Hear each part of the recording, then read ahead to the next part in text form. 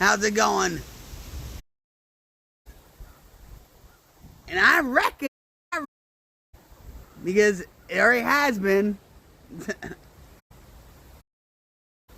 out now. Yeah. Hopefully we'll see Andy tonight. So,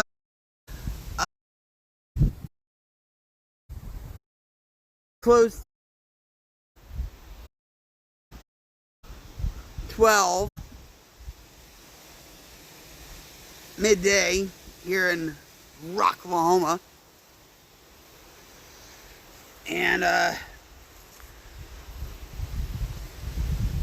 we still didn't get any sleep yet because my pain is, well, you know how my pain is. So my husband is over at my sister-in-law's house. Yeah, I get some stuff from Atwoods. Yeah, I get some plumbing stuff and all that. So he'll be over there while I'm here enjoying a very breezy, sunny Saturday afternoon.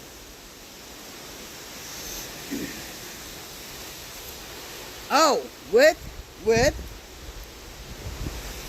salted caramel Java Monster, because Java Monster is the only rocket fuel for this rocket queen. Hell yeah!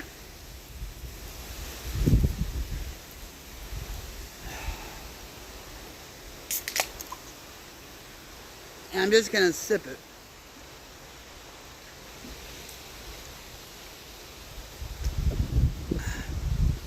That's one big sip. Hell yeah!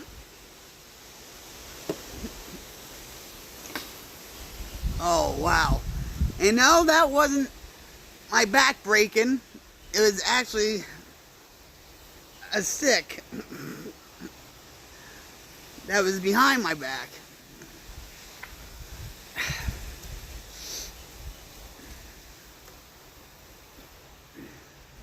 I told Jim that I would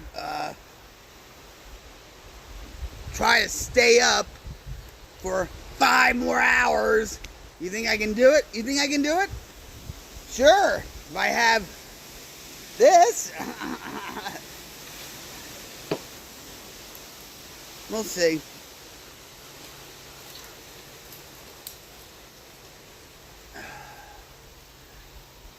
There's a couple of branches that fell a couple of years ago from this tree. So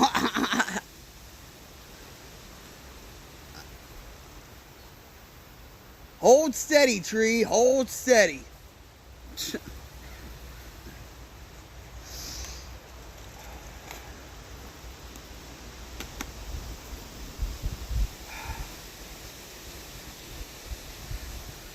So all the cats are out. All the cats. I'm outside. I have my can on.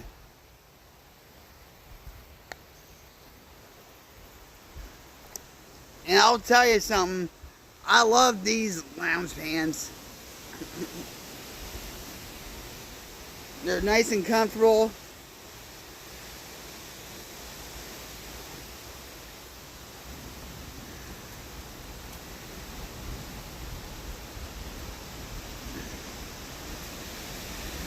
Cherokee.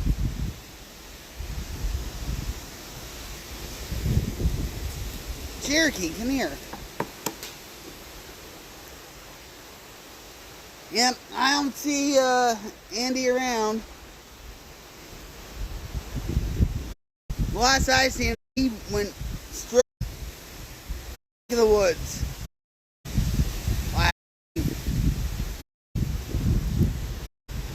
But that was so freaking cool. seeing an armadillo that close.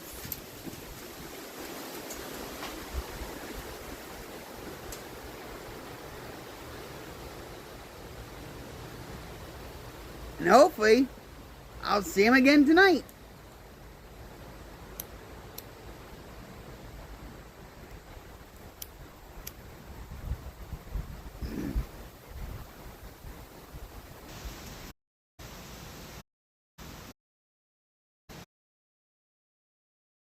Big Book. And for those that don't know, I'm a recovering crack and heroin addict since 2004, alcohol since 2011, and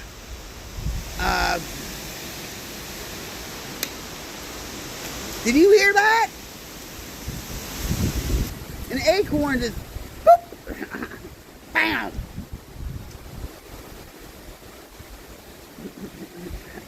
You'll probably see a couple falling on my head. But, I was thinking about this when I was talking to, a drunk on my stream this morning, that I should really read, like, chapters of the Big Book from AA, and like do like daily reflections. I had a devotional daily reflections. I don't know where I put that.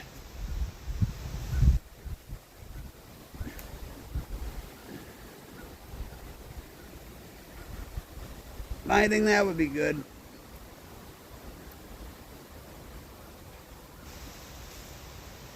Do some reading and relating to what's been said in the Big Book.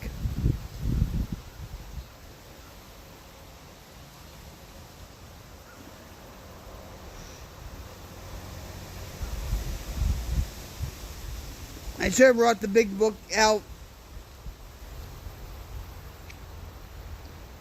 just now, but I wasn't thinking of it.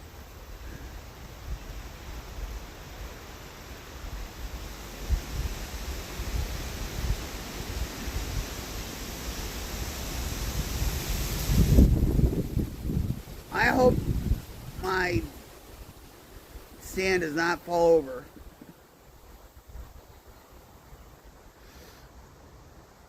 But I think that would be good if I did that like at least once a week. Reading the Big Book or just reading something in recovery that has to do with recovery and or mental illness, recovery from mental illness too.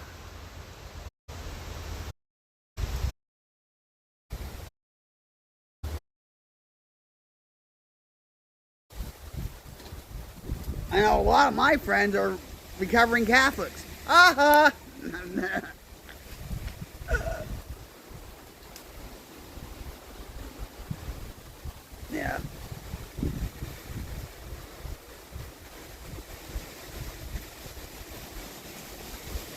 I haven't been out here for at least a week.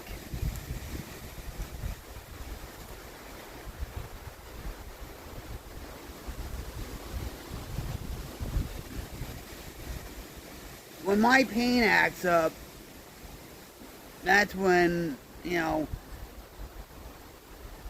when the sun shines, everything's gray, you know?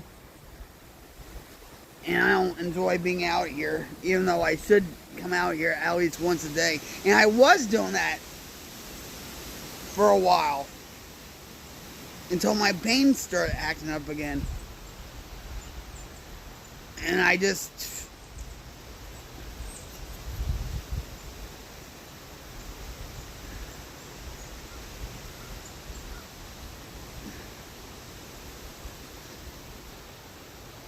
And one of these days, I want to take you guys on a journey back there.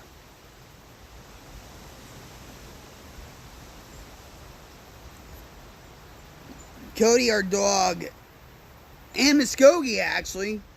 Cody and Muskogee, we used to go way back there.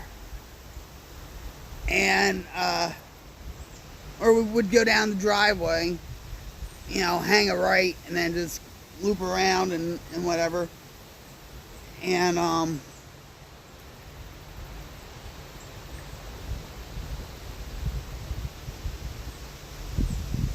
would say, Muskogee, where are you? Where are you? Meow, meow, meow. We had some good times back there.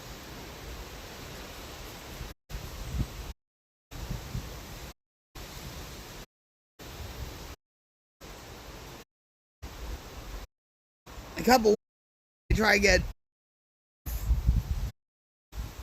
of a tree in the back there, and I tripped and fell on my knees. That really was good. That helped my back a lot. It didn't.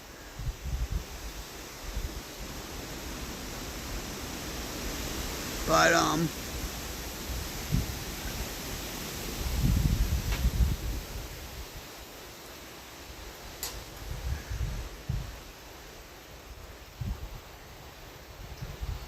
one of these days when my back is better, a little bit better than it is now, we could go all the way back. There's actually a pond over that way. I think my mother-in-law's cousin lives. This whole place is a family compound. Let's put it that way, Well, it was.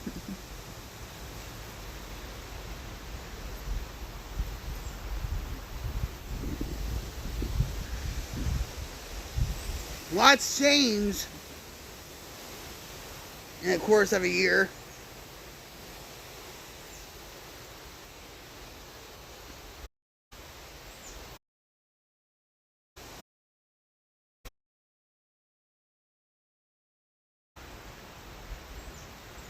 A lot.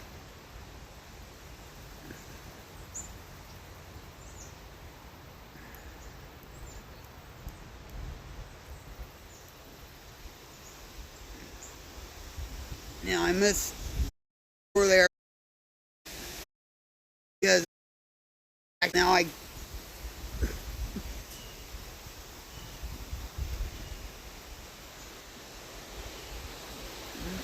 life goes on, right? Life goes on.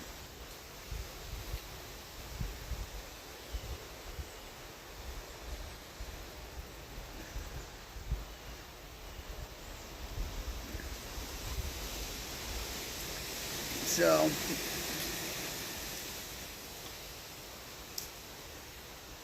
they say you should at least get at least 30 minutes, 45 minutes to an hour of natural sunlight. It helps with your biological clock, your sleep clock, and all that. And I believe that. I remember when I used to go down the Jersey Shore a lot, and the sea air would just, it was like a natural sedative. It would knock me out. And that's not just because of the doping, well, I was on at that time. But even just by going out for a ride, with Jim, when I was going through a lot of pain, issues like last year and stuff, I'm like, let's go for a ride. And of course, at that time, I would be up all night, and just to,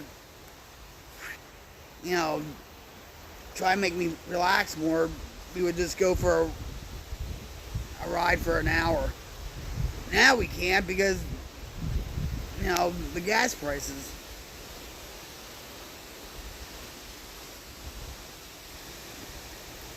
Lord. They're steady, but they're rising. They'll be rising right after the election. The day after, it's going to forget it.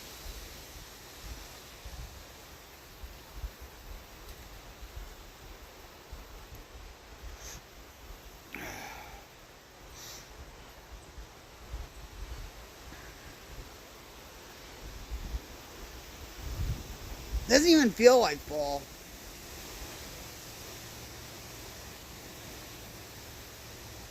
Feels more like spring.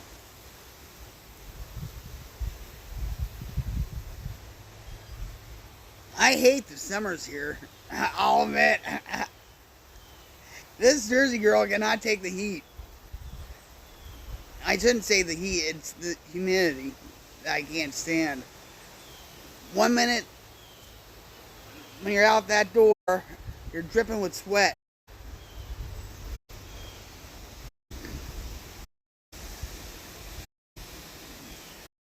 I have a friend that works in the gas station down the street, and her name is Brenda. And this was like a couple of years ago or whatever, and she was having a cigarette, and I mean it was hot. I mean, and she's like, I've been living here all my life, born and bred, and I'm still not used to the humidity. You know.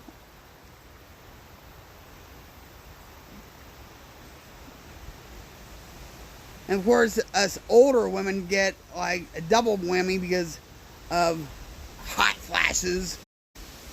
You know,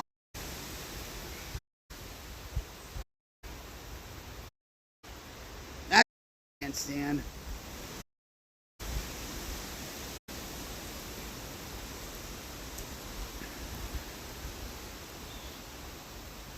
So I think my favorite time of year here.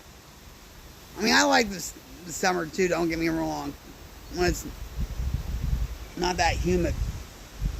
But I like, like the fall where it's a little brisk. Last night it was like 73 with the wind blowing.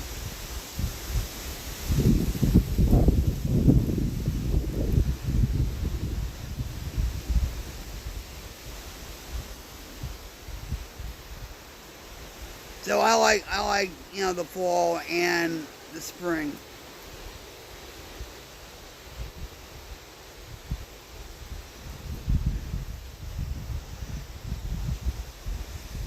I was never diagnosed with seasonal depression, but I think I have it at times. My pain doesn't help with my depression either and my anxiety.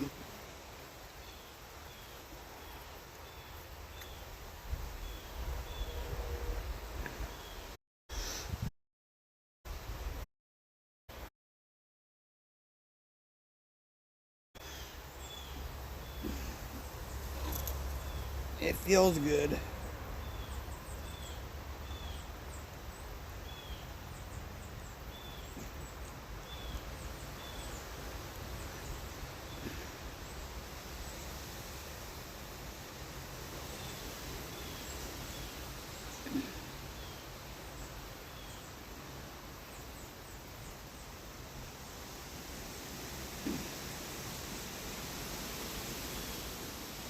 What's wrong with this darn thing?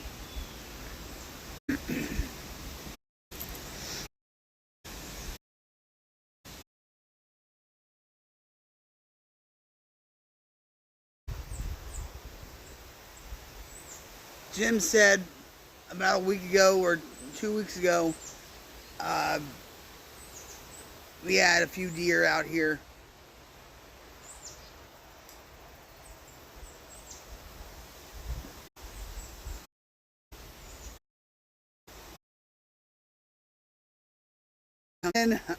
Or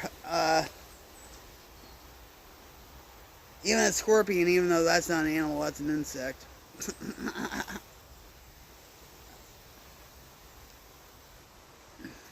Or spiders, or snakes, or a possum. I haven't seen the possum around.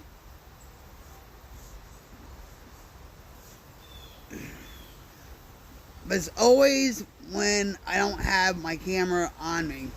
That's when the wildlife just come. You know?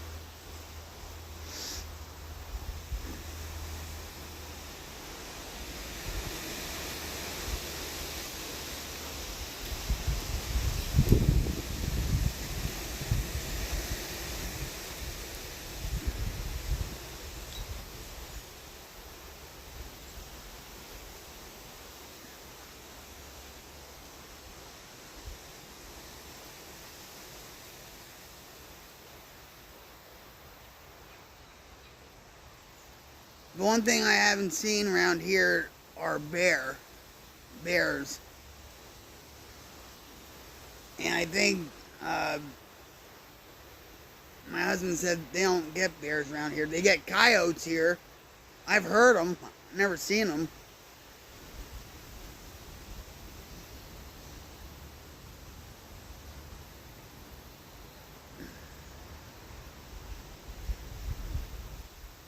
Then Jersey, especially up North Jersey and stuff, we get a lot of bear up there. A lot of people think they're nuisances because they get in the trash and everything else. And starting a few years ago, they started bear hunting, and I'm like, no, that shouldn't be allowed.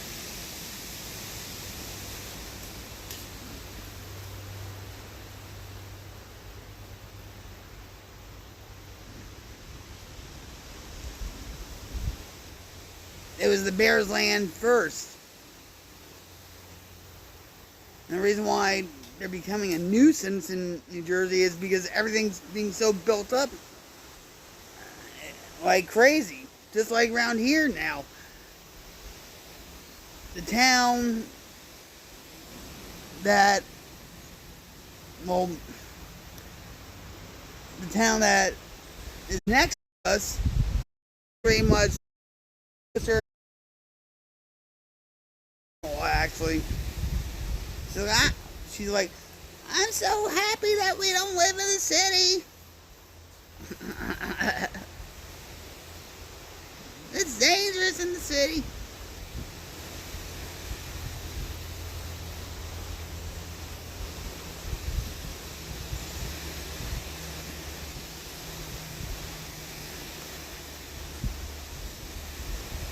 Ever since I've been here for at least, 5 years, I've noticed, the landscape change. You know?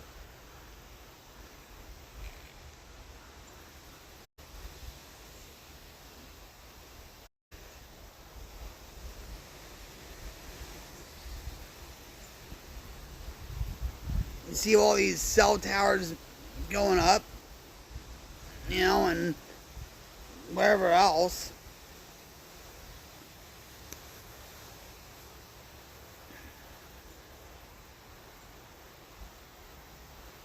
I remember when I was living in Denville, New Jersey, my hometown, Denville, New Jersey, and it was a suburban town, It was a nice old town until, years passed and, people changed and the town changed and,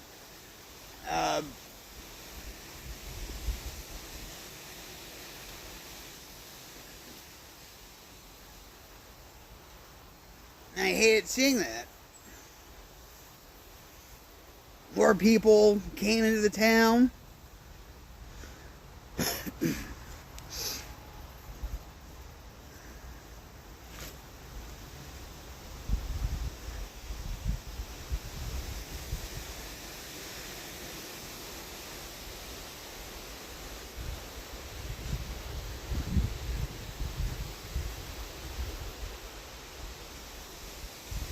Actually, a few years ago, one of the Jonas brothers I forget who it was. I don't know if it was Nick Jonas or it was one of the Jonas brothers that moved to Denville, New Jersey, right in back of Valley View Middle School, where I used to go to school at.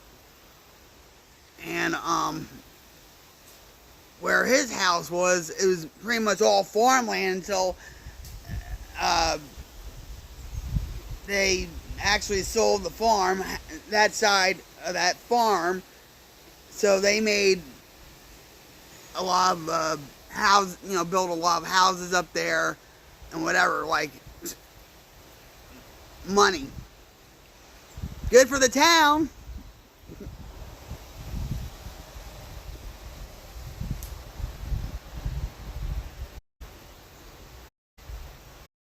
So there's the St.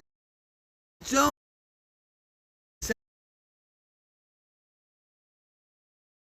local, Grand Union or whatever, like a shopping center or whatever, or at a coffee shop.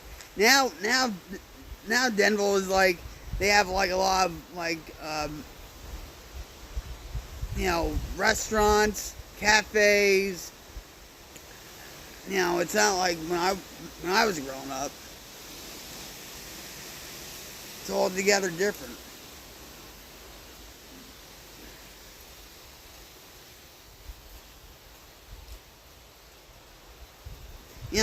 You have these Facebook groups from like towns, right?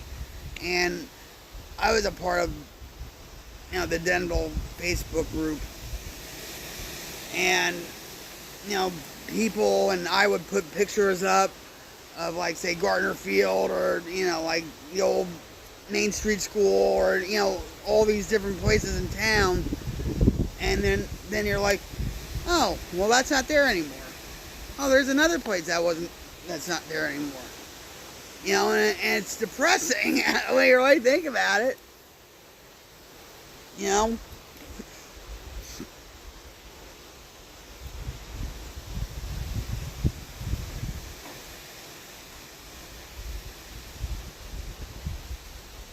Yep. Life goes on.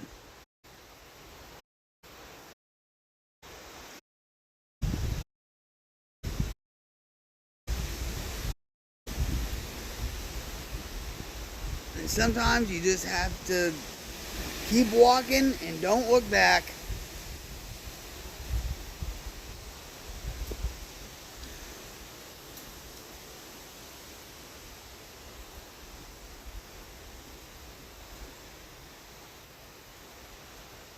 When my husband and I left Jersey to come here,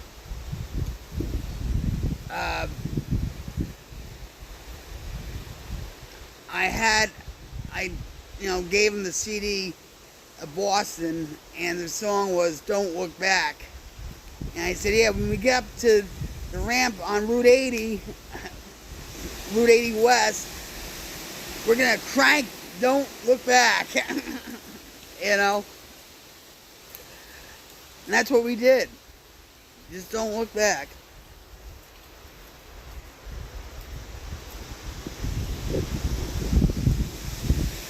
Ooh.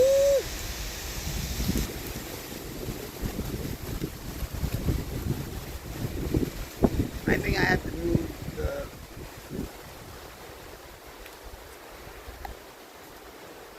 Yeah.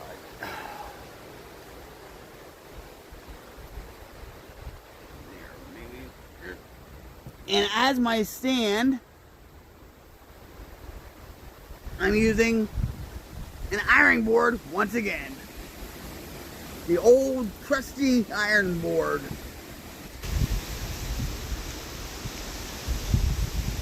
It's HIC approved.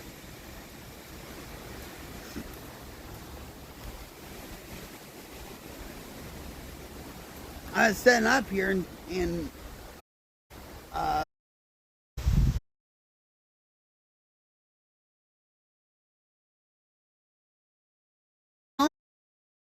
at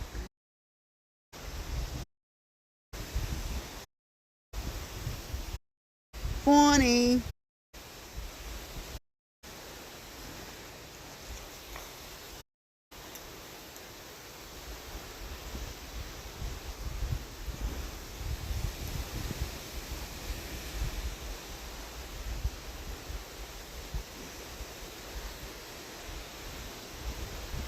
actually, when I moved here, I wanted. Jim loves this spot because it's underneath the canopy of, branches.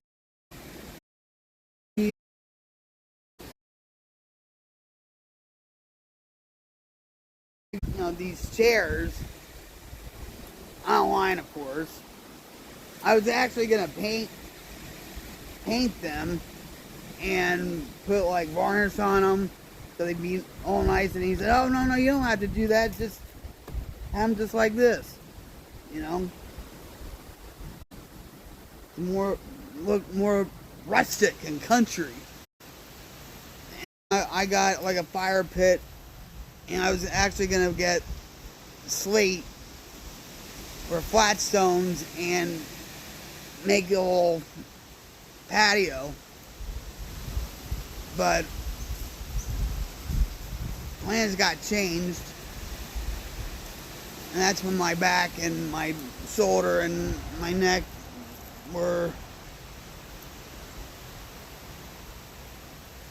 not in good shape. I still would like to make something like, patio and all that.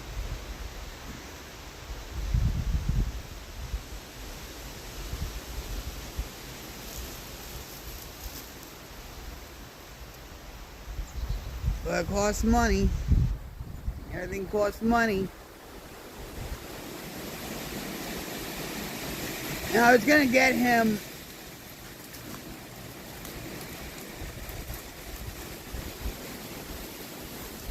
Hey Snookums, what's up? Yeah, they do. Yes. They were like, I was looking at, this was a few years ago when I first came in here. Thanks for joining me on my stream, by the way. They were like, I think, $10 for a flat rock. It's gorgeous out here. It doesn't even feel like fall. It's like 77 out here.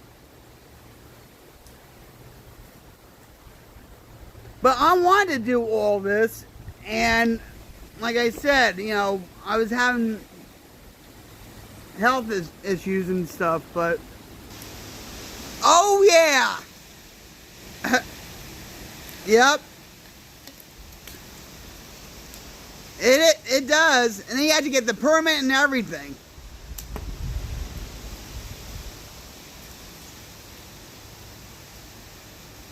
Well, that's rocktastic. Congratulations. I'm going to ask you this, okay? How much is your property taxes? In Jersey, it's over $1,000 a year.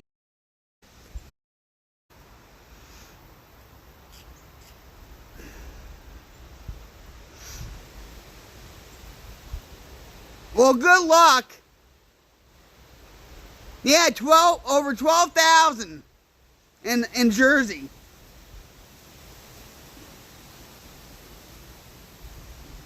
That's like the biggest complaint, like, for years in Jersey was the high property taxes. Here it's, when I moved here and my husband told me how much the property taxes were, I was like, you gotta be kidding me.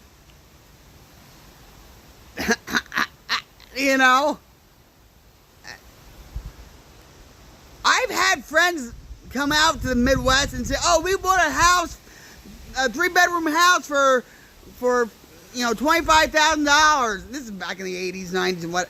And I was like, yeah, right. And when I'm out here, it's like, wow.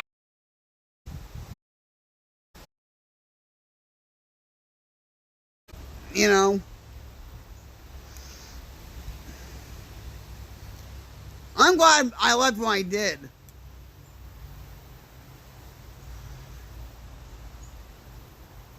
It's hell there now.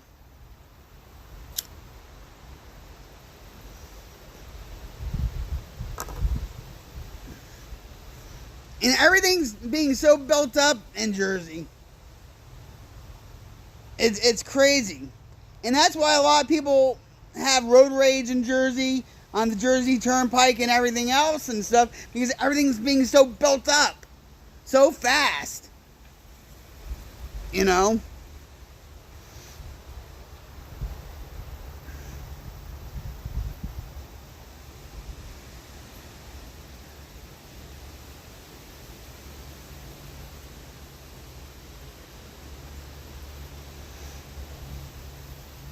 Wait, I can't. Wait.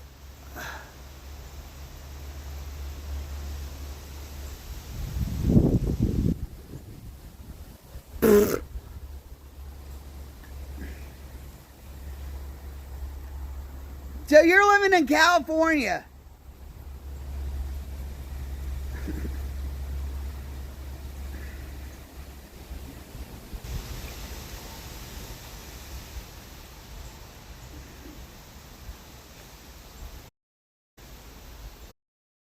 God,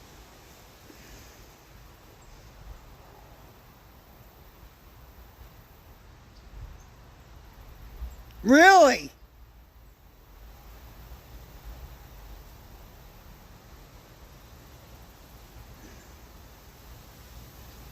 How much would.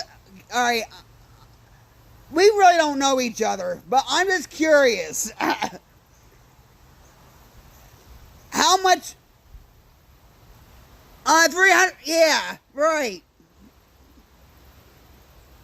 Well, the housing market's gone bust. It's almost flatlined. If I won $1 million or like $10 billion, I'd move to California.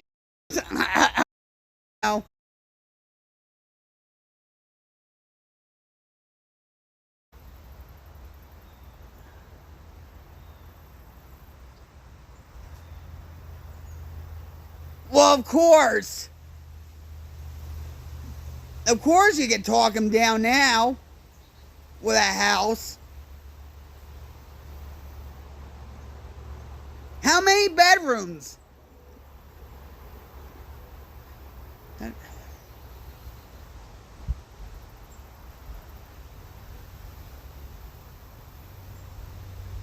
Right. Well, I mean, the guy has to make a buck.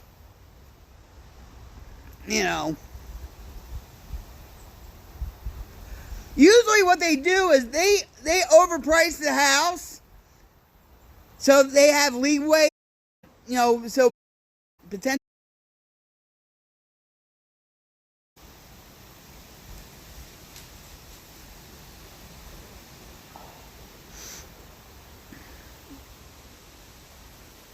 So you have a rental apartment on the side of the house,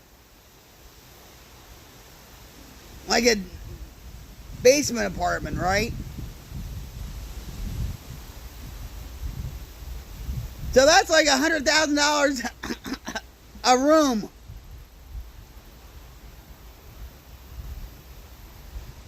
Yeah. How old's the house?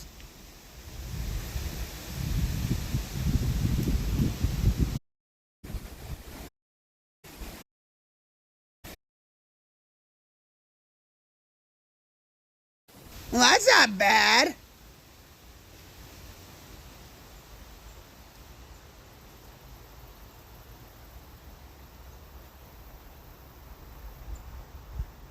What is it? It's not a ranch house, right? It's a 2-4.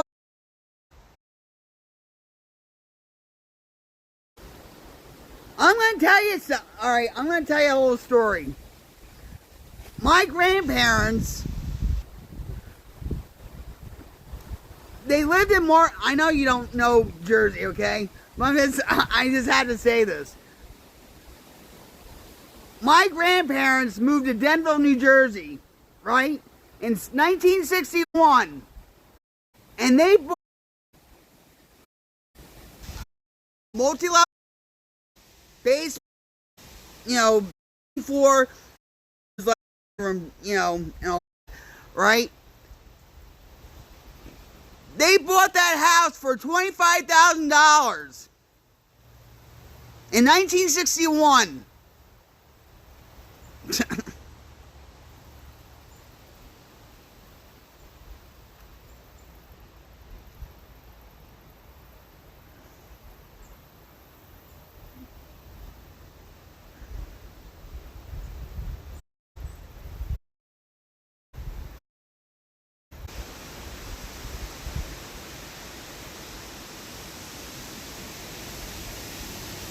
We lived on a dead-end street, so basically we were the only house on the street, right? And then they built another house across from us, right? But it was in a flood zone, you know? Everything was so cheap back then. And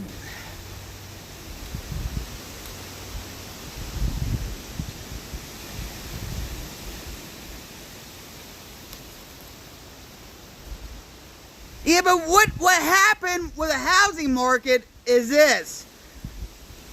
The government, they were selling the American dream. Oh, you need to buy a house. You need to buy a house. You know? And they were selling them the American dream. So, of course, they were getting mortgages on the house and loans, right? And all that. And look what happened. And everybody was trying to keep up with the Joneses, with each other. And then they were living beyond their means. That's what happened in the 70s and the 80s. If you watch that documentary by Michael Moore, I hate Michael Moore, by the way. It's all about it was a film about the housing market and selling the American dream.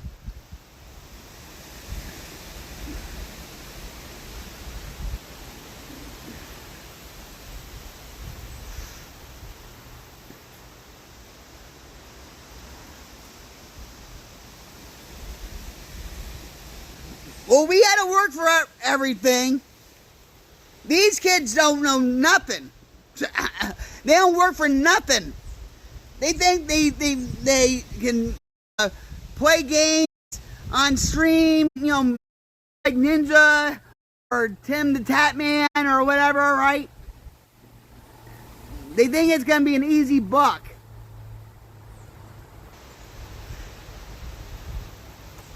It's crazy.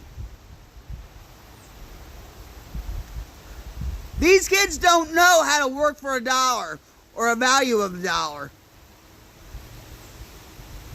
I remember some of my friends, their parents would buy them brand new spanking Z Camaros, right?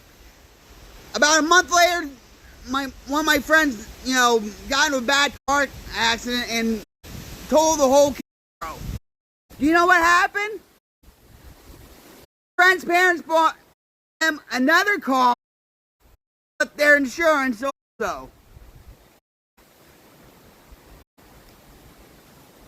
Brat.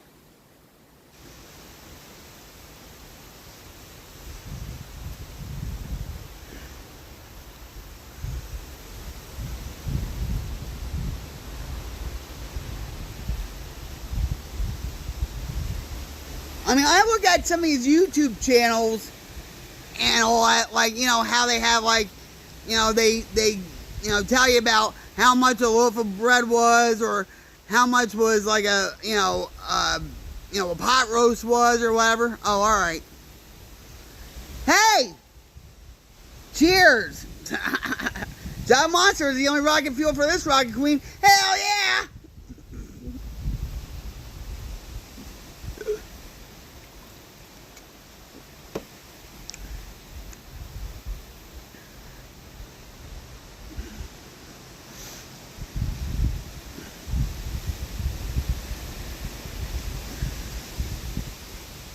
These kids today don't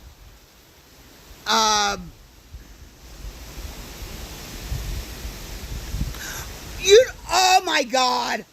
All right. My mother-in-law, she passed away at the age of 94 last year in November. Okay?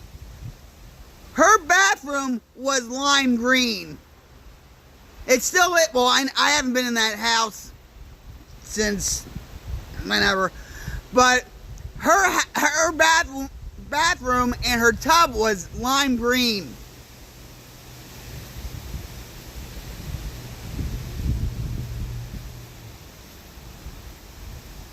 The most Monsters I ever drank was, well, when I was on Mixer, I used to stream on Mixer or whatever.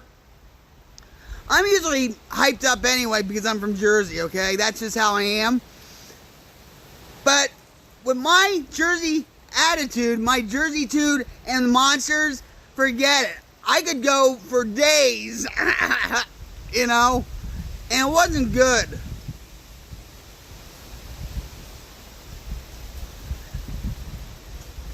My house had a pink bathroom.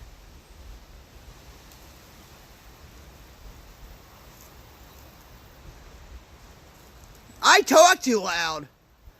But that's how we talk, from Jersey. My husband just said a couple hours ago to me, "You're getting loud." I'm like, well, that's how we talk. He said, get used to it by now. My son even tells me I talk loud. Go figure, when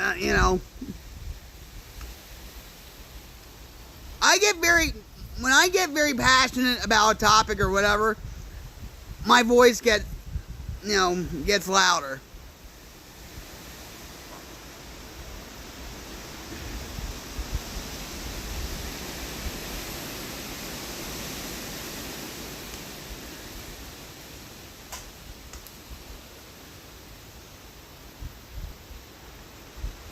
Yeah.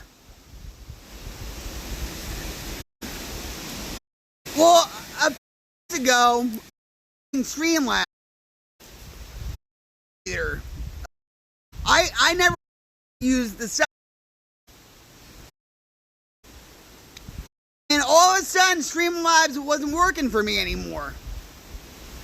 And my friend had to actually help me with the volume, with the mic situation and everything else. We finally got it right, and then everything got screwed up from, I don't know what happened to Streamlabs. So I've been using this ever since.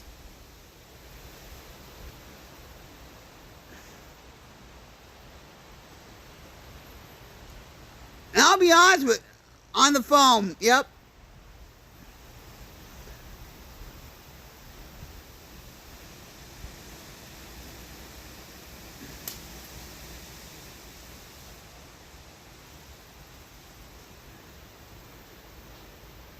Well, a lot of people, from what I understand, are having problems with OBS, the regular OBS. Well, Streamlabs and OBS are pretty much the same thing. And all that. But, yeah, I didn't always used to just chat on here. I play games. I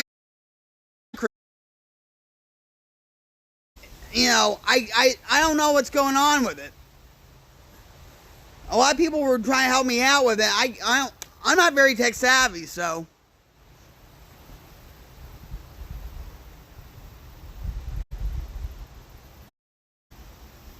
I like too. And I don't use it.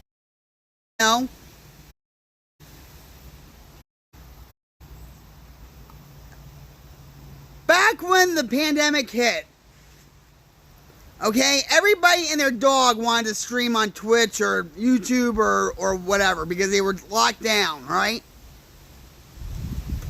I had that. And I got a good deal on it from Amazon.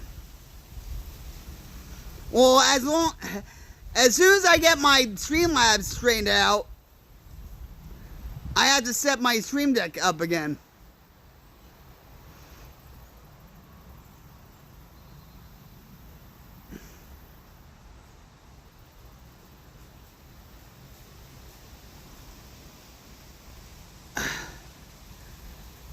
Do we know each other? I don't.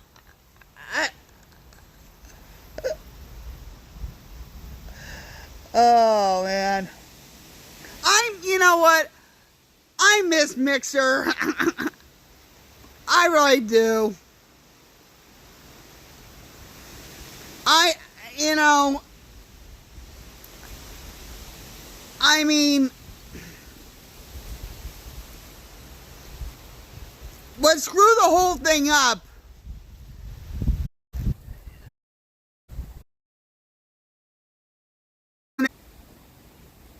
and then, you know, of course, when they said, oh, you know, this, you know, employee said it was, you know, all racism and all that bullshit.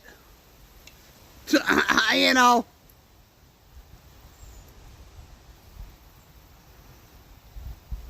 I used to get a lot of, like, alright, so on Mixer, first of all, we have hick internet out here, okay? Apparently my internet's made out of straw. So, when I was on Mixer, it wasn't the best quality. Even right now, it's probably not the best quality, but I deal with it.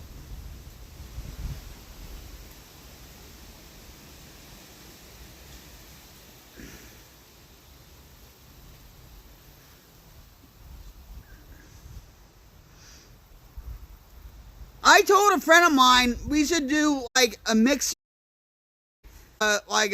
day where everybody puts up Mixer banners on their stream or whatever. And my friend says, no, we want to move on from that. And I'm like, really? But you were just talking to me about missing Mixer yourself.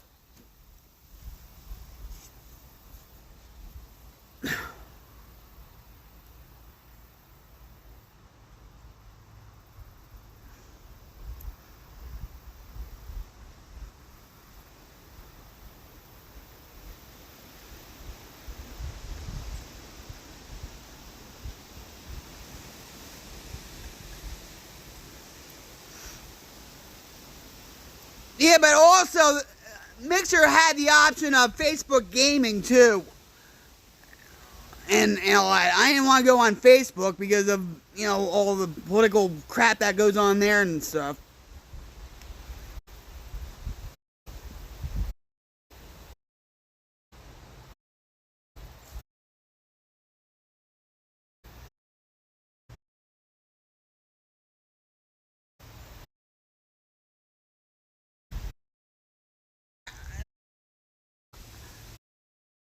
Right. But we were close knit, okay? It was like family, okay? Pretty much. On Twitch, there's less discoverability and all that. Now they're screwing streamers with their, you know, 3070 cut.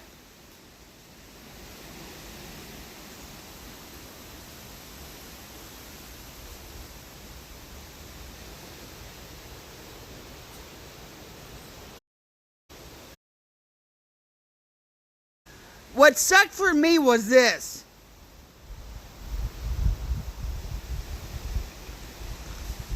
I was finally getting into the groove with streaming, okay? Because I found a purpose for streaming. I don't do this for the money. I do it to help people and to give it back and everything else, right? But in 2020, I was having a lot of health issues. Like, get this. I had neck surgery July 20th, 2020, and then 2 days later, Mixer shut down. And I fell into a deep depression with that. He sold it to Microsoft.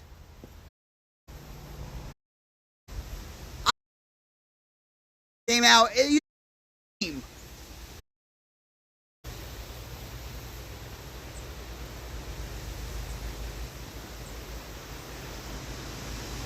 It was the money. And I'm going to tell you this. The way they did things just like that, they knew what was coming. They needed a catalyst. And that catalyst was that TwitLonger post by that employee saying that their supervisors, all these.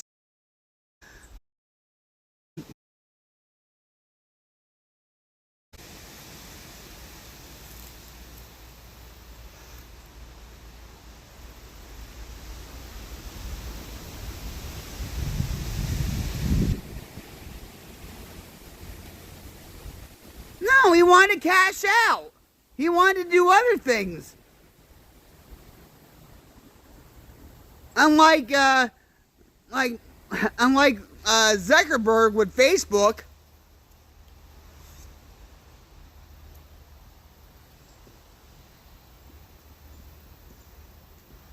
But what I was trying to say is this. They saw this shutdown coming. Okay? Because they had Ninja, then they had Shroud coming in. They were trying to get Dr. Disrespect. But that fell through.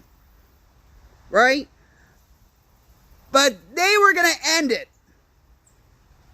They saw it coming. They knew it was coming.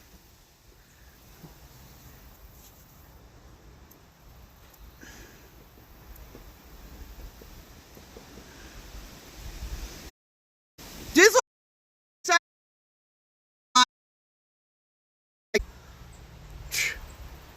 what's going on with DLive now? Oh, that's right.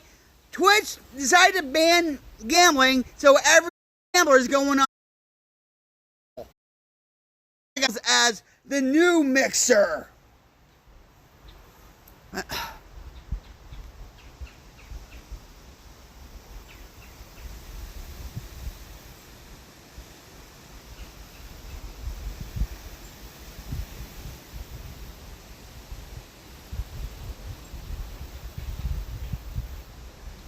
First of all, Twitch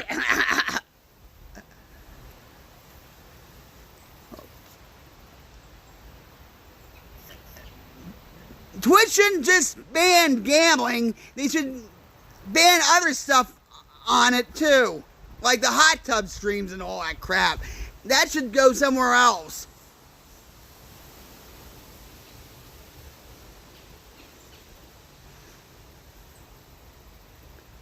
But if you're going to ban gambling, you should ban gambling across the board. Not just with the slots, with poker also.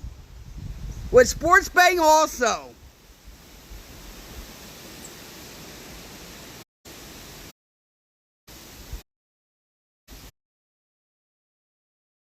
When they came out with the IRL streams, that's when things started to go south.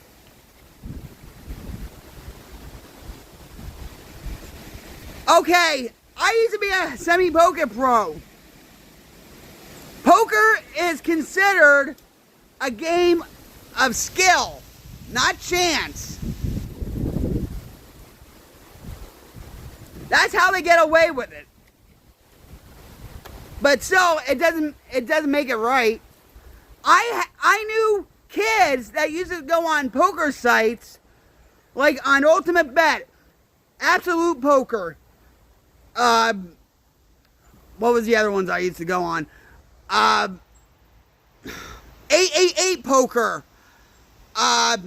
America's Card Room. Face Up Gaming. Whatever. This is before they had the blackout in 2006. Black Friday. Where they banned poker altogether. Internet poker, okay? I knew kids that would go on these sites that I used to go on and play. Then when they start, legalizing poker, online poker, and all that, these sites had to have proof of your age, your number, ID and everything.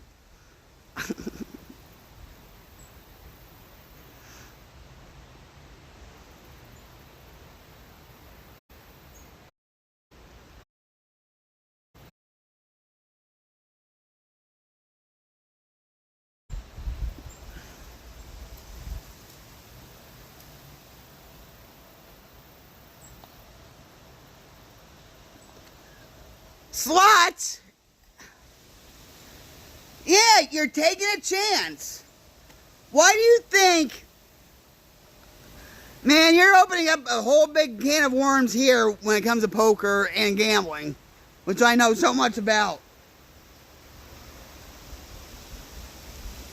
When the blackout happened back in 2006, the reason why they banned online poker is because of the Safe Ports Act. That was a part of the Patriot Act. Okay? Alright, let me... Right?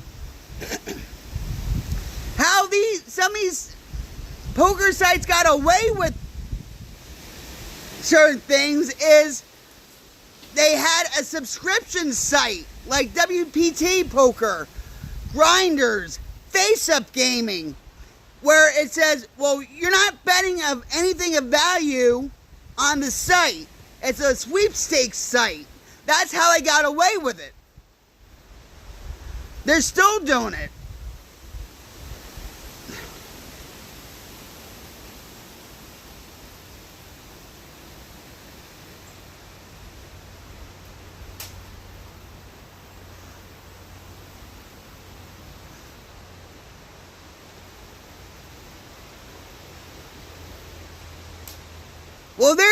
Well, Twitch is losing streamers.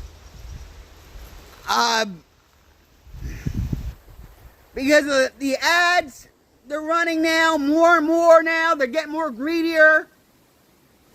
They're not looking out for streamers at all, you know.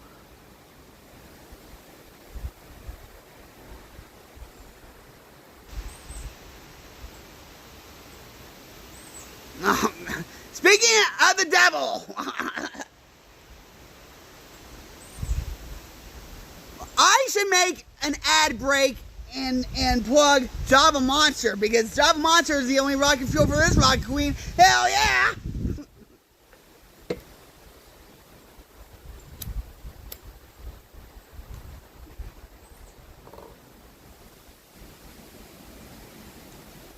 And Amazon Prime Gaming owns Twitch.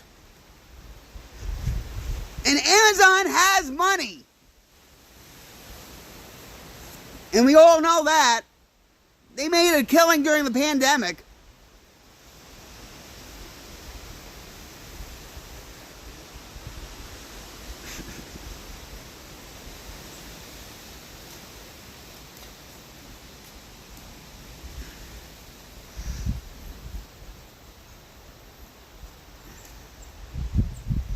But these streamers that do these slots, they get compensated, okay? It's like having a comp card. Alright, so these sites will give these streamers $25,000. Even if you went to a casino site, they'll say, oh, if you deposit $25, we'll double that. I used to do this with and advertisement for the site. These streamers don't care if they lose that money. Unless people are staking them.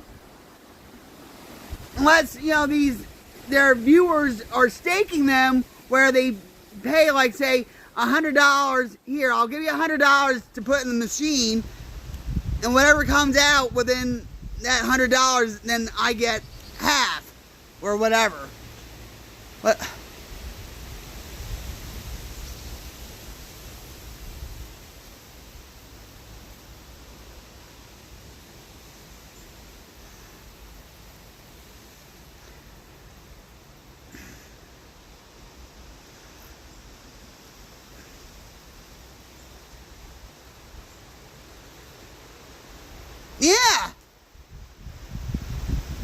Just like with the hot tub streams. You know how Pornhub and all these other porn sites will say, well, are you 18? Click here. And of course, all these horny, teenage boys will click there, even though they're underage.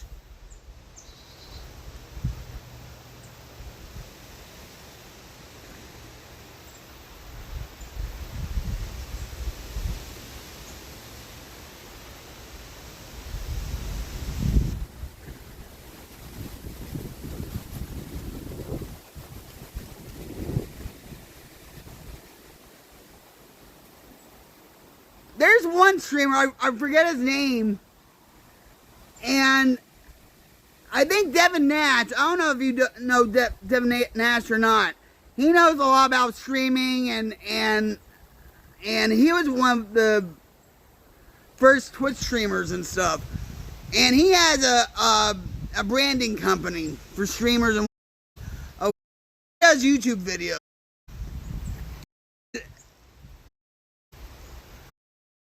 I love him. I love. No, that's right. High five, everybody. Bam. Yes. I learned a lot from him. And a lot.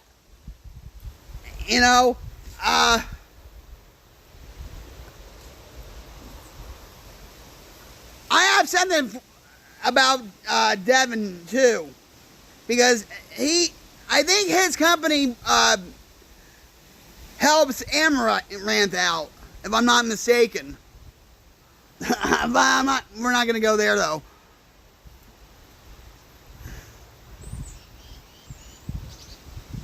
Oh, I do, too.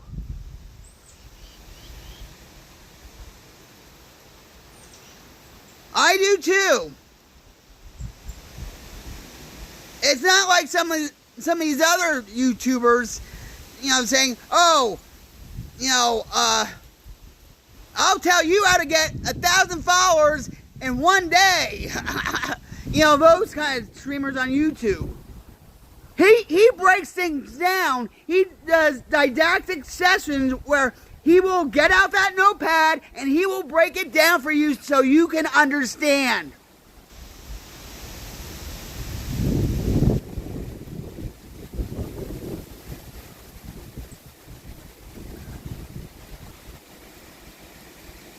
He even told streamers, even when Mixer shut down, he was saying something about being affiliated with Twitch. He said, listen, it's like, a crack dealer giving you a piece of crack for free. He says being affiliate is nothing. It's just to get you hooked. That's all.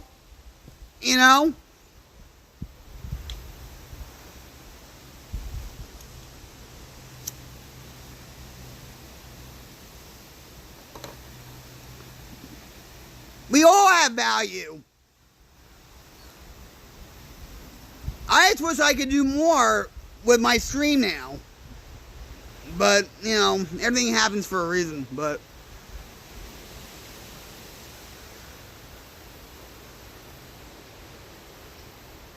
yeah!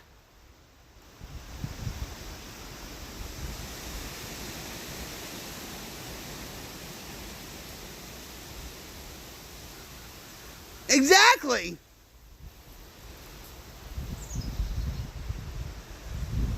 There's a lot of frauds out on YouTube, and you know that. I mean, I can name 3 of them that say, oh, no. All right, Harris Heller. I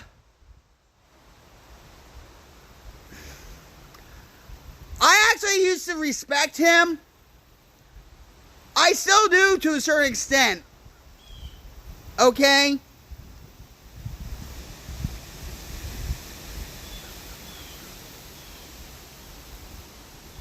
But I think I shied away from him a few months ago.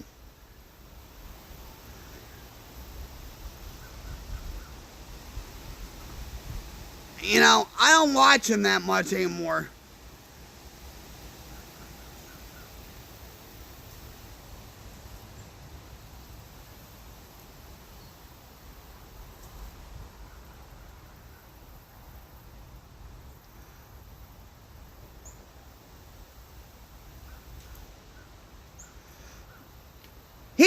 you know what? How I call him? What I call him? He's like the golden boy of streamers. You know why I call him that? Because of his blonde hair.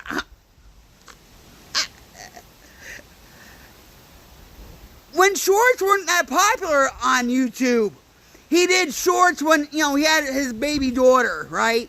And stuff. He was doing, he was doing shorts, you know, with his daughter. And then he did shorts with, like, trying to be funny shorts with him being in the hair salon. And to me, I was like, why?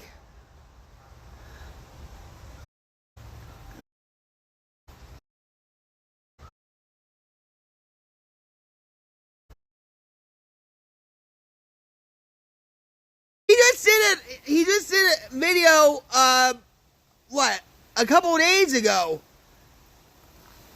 And he showed a couple of videos of his younger self when he did the, you know, gaming and stuff.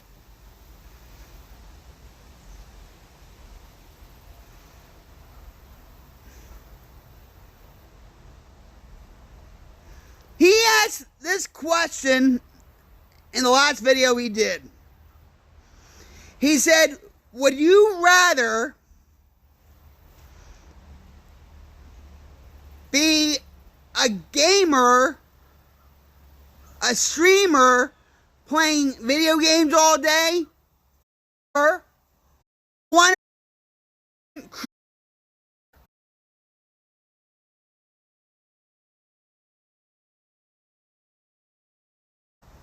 And a lot of streamers, I mean, a lot of gamers that are streamers,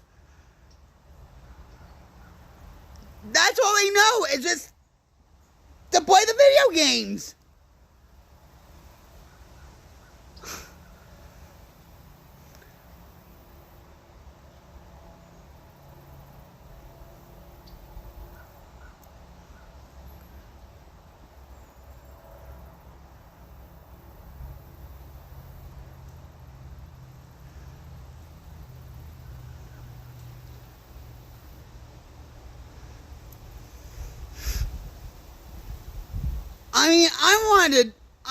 When I first started out as a streamer,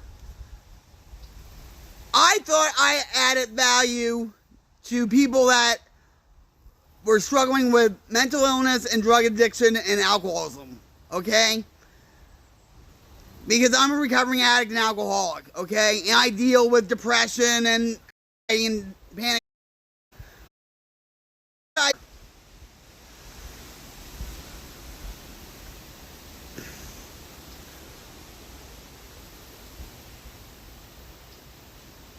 Yeah, but some of these kids that watch Ninja, Dr. Disrespect, Tim the Tap Man, or whatever, you know, their parents actually egg them on too, saying, oh, see, you can be like Ninja. You can be just like him. And they'll play video games for hours. They'll play Fortnite. You know? But I feel like I'm more of a streamer. I am a content creator. I just haven't, you know.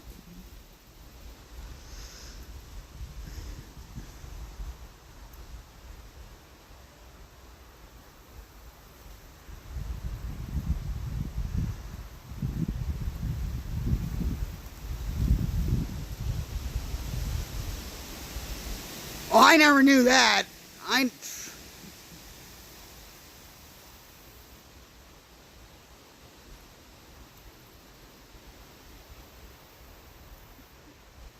Didn't Red Bull, like, give him the ultimate dojo?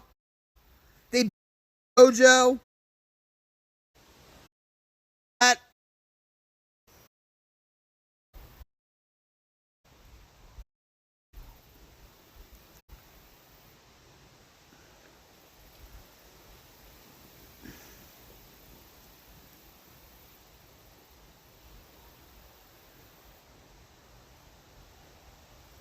I ain't know that. But don't you think, Ninja, when he came out with that master class a few months ago, I mean, come on. He was just doing it for the money. I ain't. He even said at one point, like, yeah, do follow for follow. Everybody knew what his scheme was when he did that master class.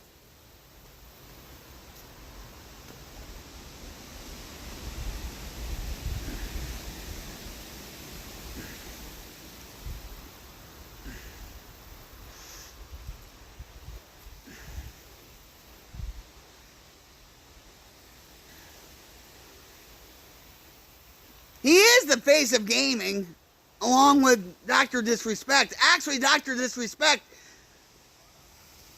a few years ago, somebody asked Dr. Disrespect, who do you think is the up and coming, streamer to look out for? And right then and there, he said Ninja.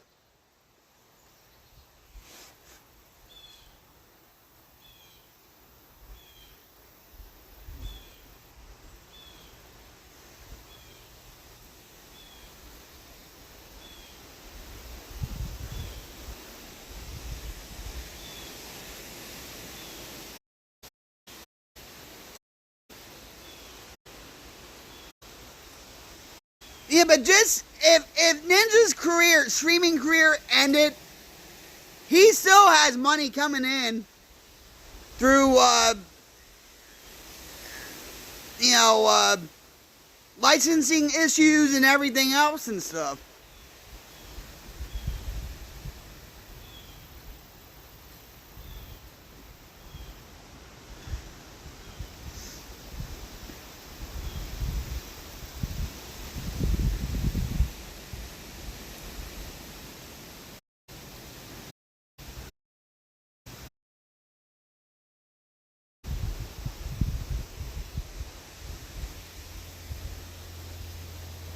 Of course.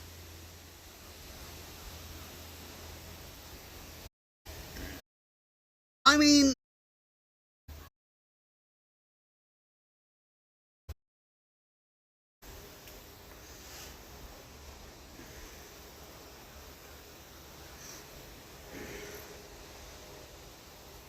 doesn't he have merchandise at Target or something?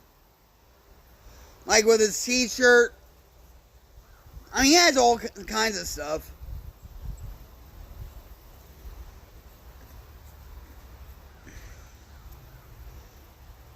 And it's all about the team that he works with also. Especially his wife, that knows how.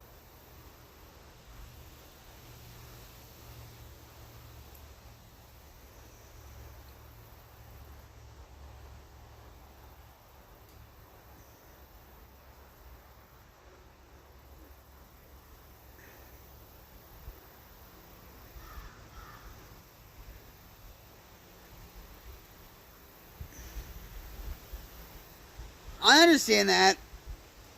Yeah.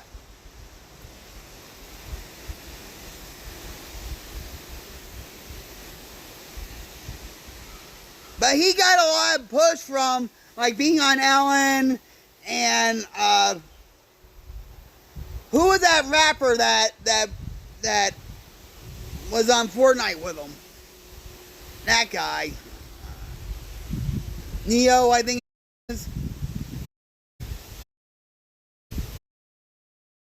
Exactly.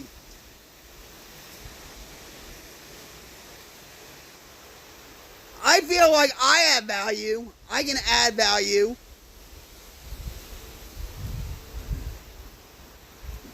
But a lot of that, I'm like I said, I'm not very tech savvy. So when things go wrong with Streamlabs or whatever, I get like all and stuff.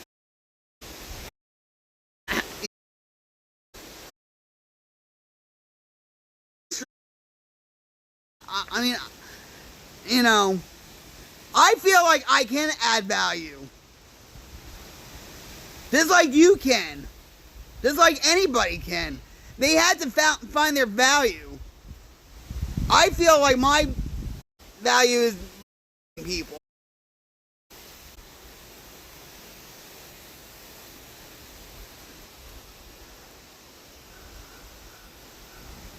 I'm not just a storyteller.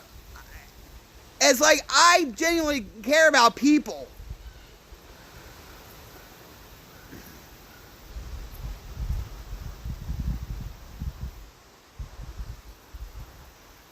We were just, you know what? I was just talking to a guy about this morning, actually. Because Matthew Perry, if you don't know Matthew Perry was a friend back in the 90s, okay? And he dealt with addiction and alcoholism. And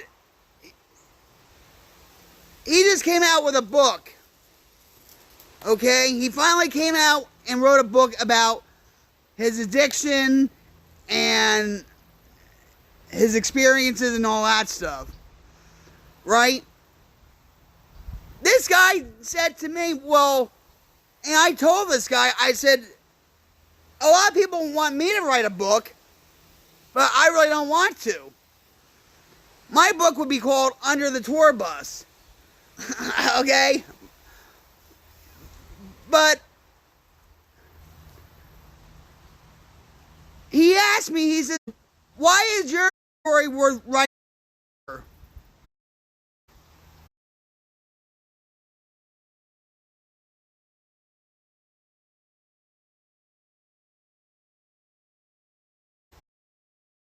And I almost died, you know, quite a few times and stuff.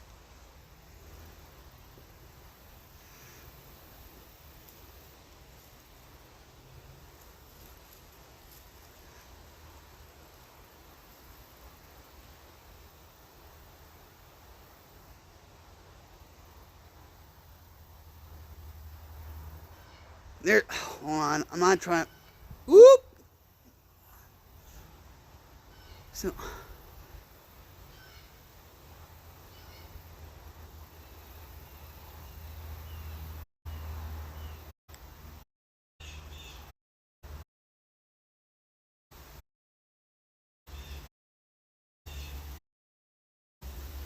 my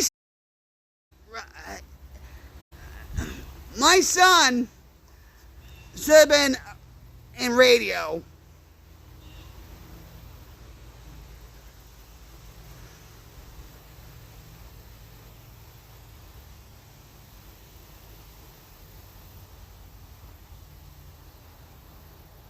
Paul Harvey, who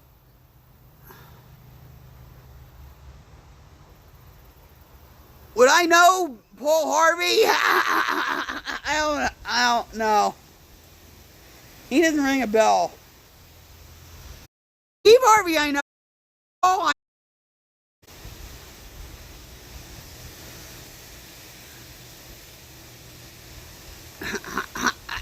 uh,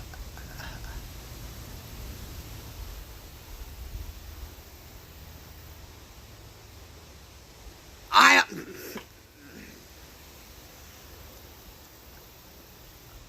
I'm sorry. Maybe I'm not hip to him. I'm pretty rocktastic, but I guess when it comes to Paul Harvey, I'm not hip. I don't know him. Sorry.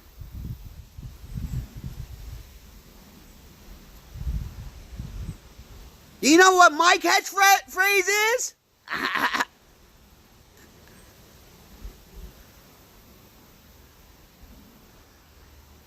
Do you know what my catchphrase is? Do you know what my catchphrase is?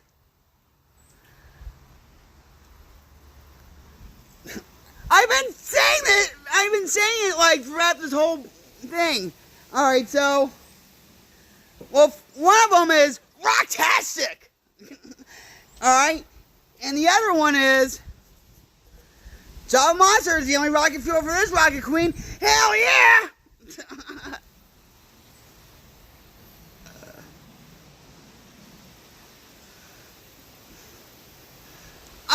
energy to be. I like having a lot of fun. I like getting to know people and just, you know, I like to let loose, okay? Well, I hope you did because I talk loud enough. I'll scream it in your ear. You know, when I in my sleep, yeah, he would hear, and he would have the door shut. Okay, he heard me through that door. He would put his head underneath the pillow. That's how loud I was. The next door neighbor would hear me. You know, I get all hyped. You know.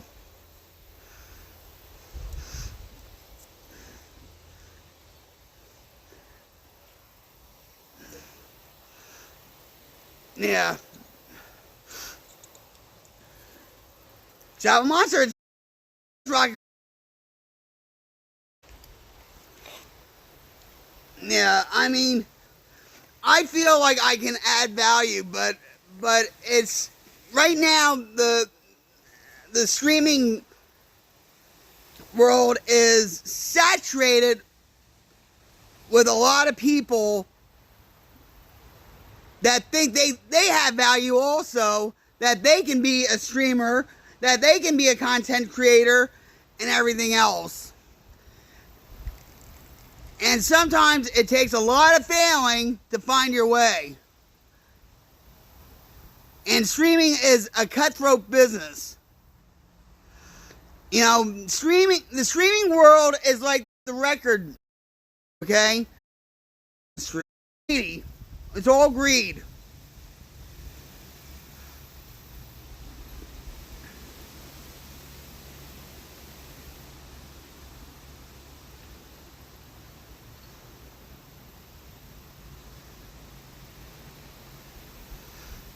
I actually did, you know, the streaming as a hobby until Mixer had their Embers for All program. And so I was talking to a friend of mine who's a partner streamer, by the way. You might have heard of him. His name is Psycho Plays. He hasn't been streaming lately, though, because he's fallen on hard times and he's doing something else for now. But,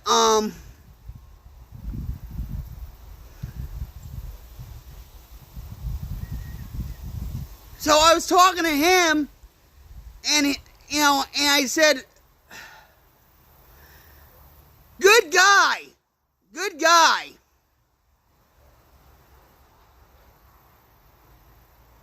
Oh, really? I haven't talked to him in a few months, actually.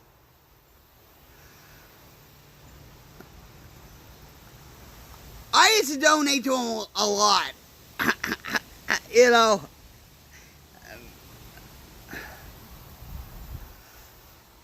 He's genuine. But a lot of people didn't know how to take it when he was, you know, himself and then Psycho. Like, you know, he didn't want to be Psycho the persona all the time.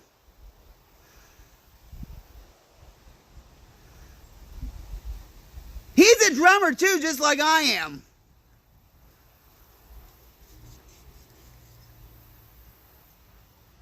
What really made me turn me on to him was when he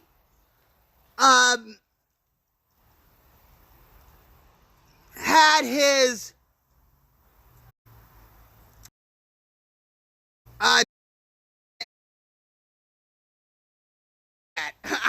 you know.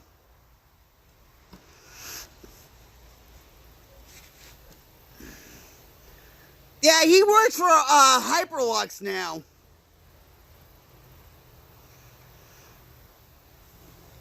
But he told me, Mixer, like,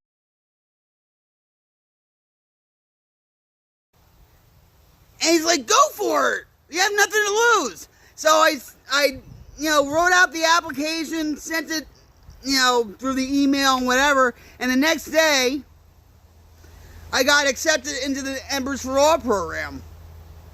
And I was kind of shocked. But I never had a second thought about what I was going to use the Embers for. And it was for helping people and donating to people. To like, say, rehab programs and stuff.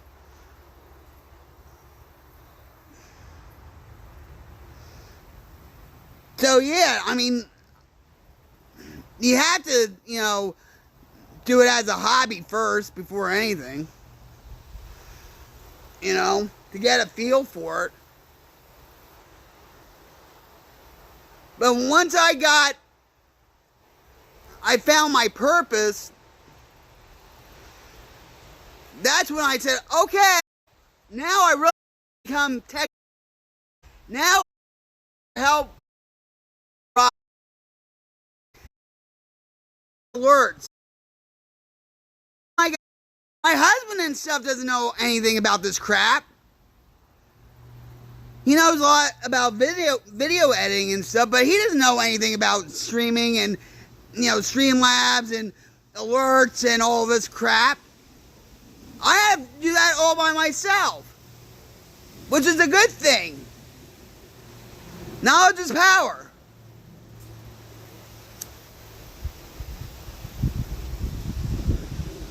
But I'll admit, I was like, at times overwhelmed.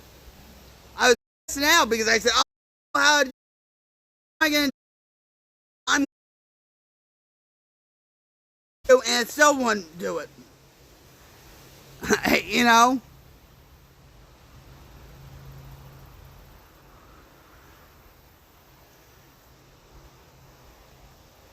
If you saw exactly, but a lot of people will tell you this too, because music on so on Mixer you know that they never gave any copyright strikes out. You can play copyright music and all this stuff.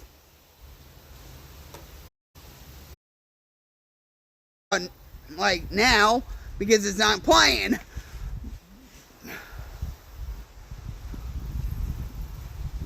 Exactly. I told him about that. He inspired me by doing that remake of The Asylum. He morphed it blew my mind. I actually wanted to do that with a storyline myself, but oh well.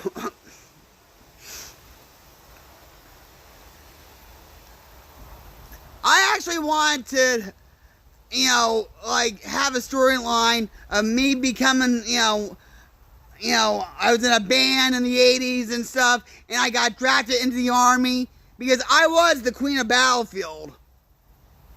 Okay, everybody knew me as the Queen of Battlefield because I love Battlefield. I kicked ass in Battlefield and whatever. So that was going to be my storyline. But then all this crap started happening with, with my pain issues and everything else and stuff.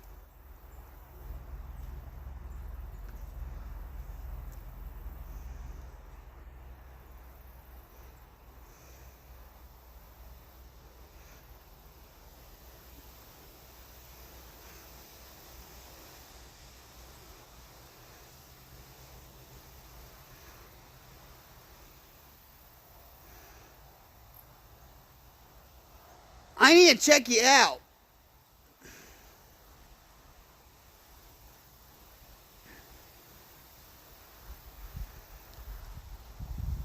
A couple of friends of mine told me too when I was on Mixer, because I said, oh, I want this on my stream, I want that, and all this stuff. And a friend of mine said to me, Reckless said to me, less is more. I don't like coming to a stream where they have these avatars on the bottom of the screen and all this other crap like this, razzle bazzazz type stuff. He says, cleaner the better. But like I like to.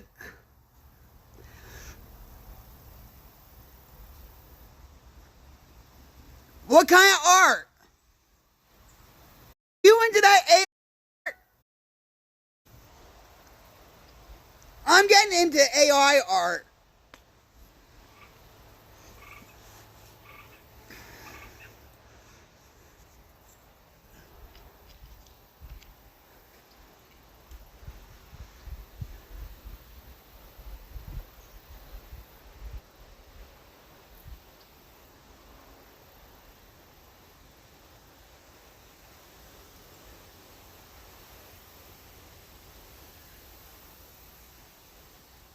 I'm actually left-handed.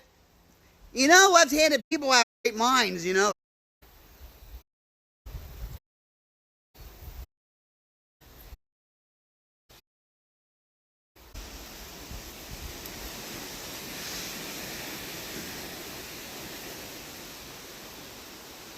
Yeah, right now, like I'm really into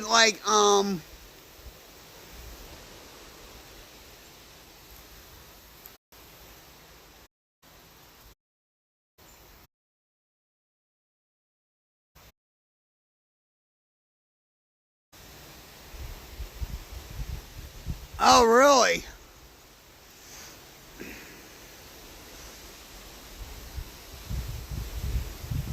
Have you made money doing that?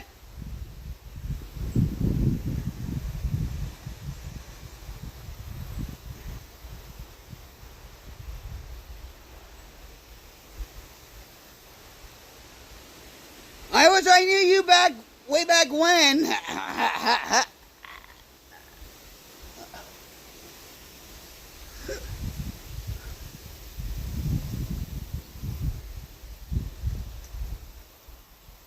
Oh, wait a minute. I think I know you. Maybe I'm trying to hold.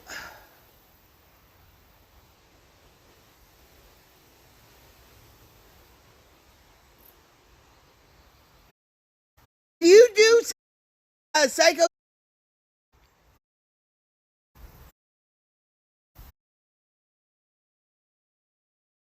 on Twitter.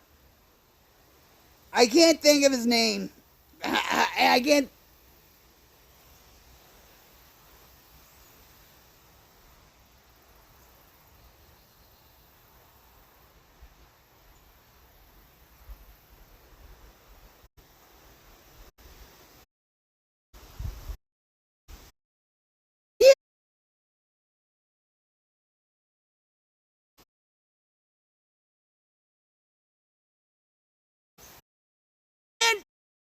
Wow, bombarded by acorns here.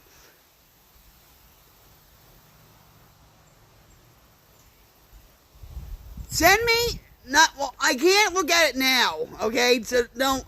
But when you think of it, send me a message on Twitter and stuff.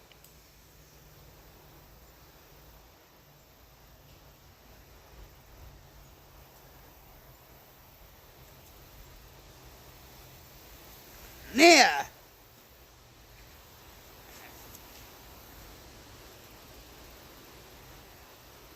I think we even talked about you doing something for me or something. Uh, I think.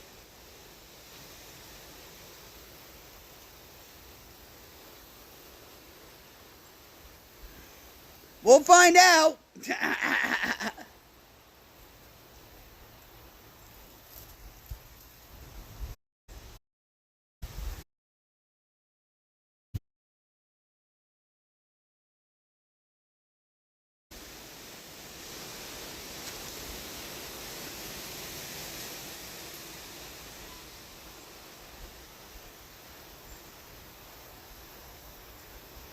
Well, I hope I made a good impression.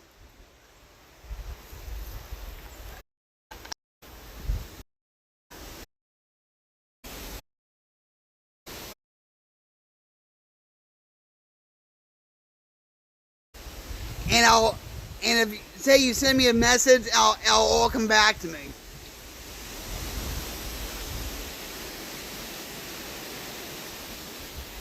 Well, I guess you're right.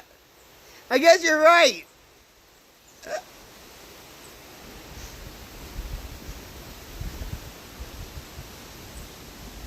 That's right. You're here now.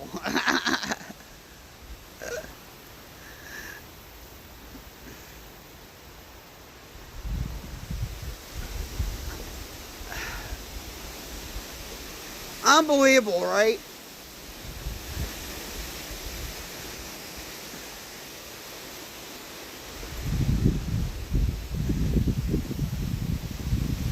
There's times where I'll talk with people on here, and he said, well, just like you, well, I was on Mixer too. Really? Well, what was your name? It's like a family reunion, you know?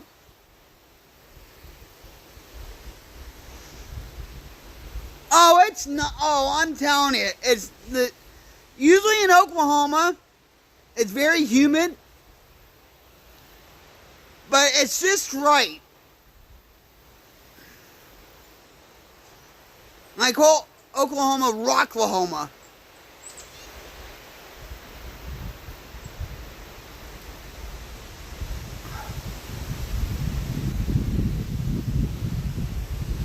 I was on it for about a year and a half or whatever, I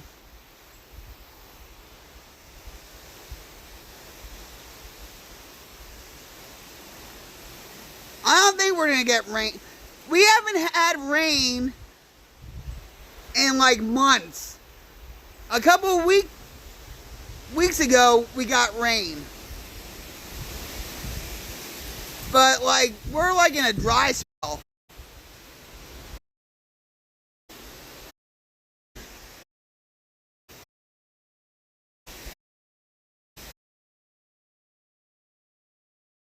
Well, I fell in a great deep depression after having my neck being operated on 2 days before Mixer shut down.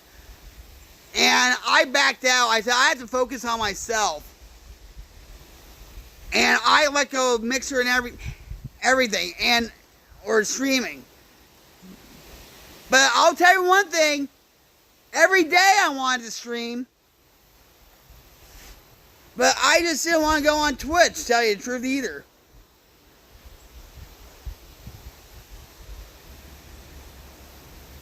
Everybody was in a state of depression after that, after Mixer shut down.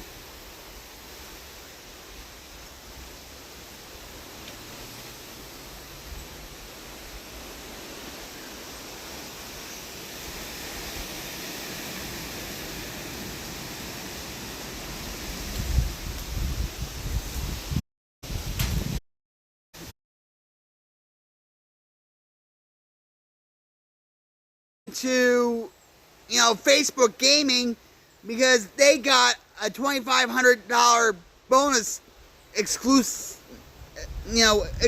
bonus.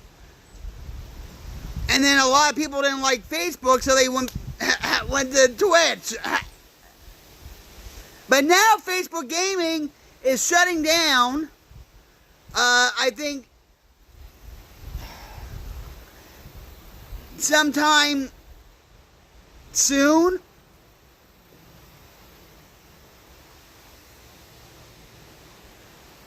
I don't know about that.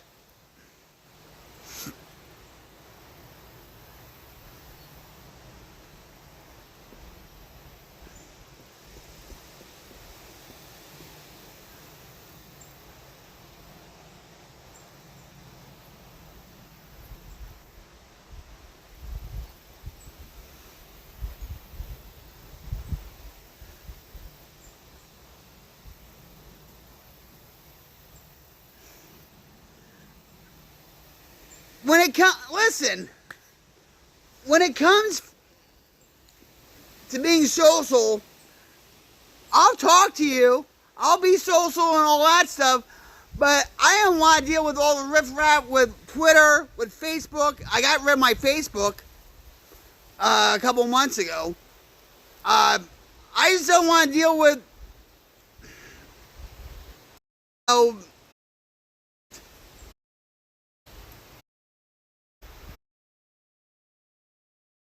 film and stuff. Channel Zero. Okay? And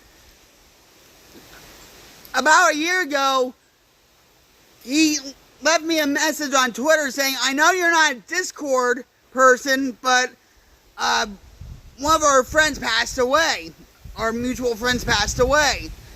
So I went on Discord and I was like, oh, you know, but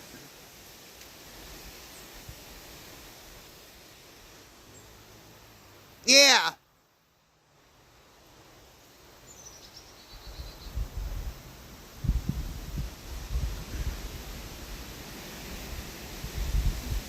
He's a good guy.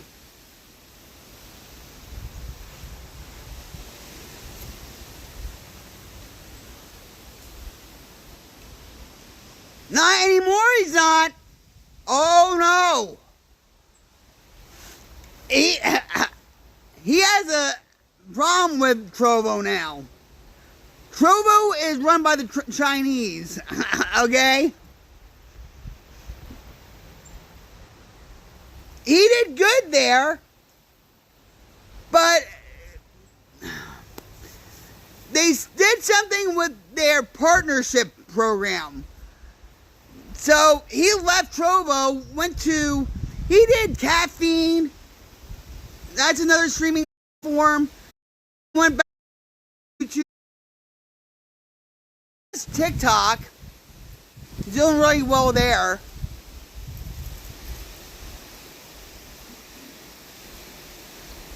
But he can't get rid of his, he can't his account on Trovo stream there anymore.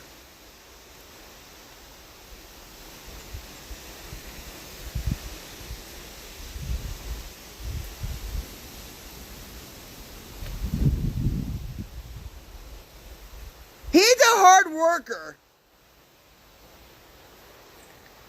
He has a very supportive wife, Loretta.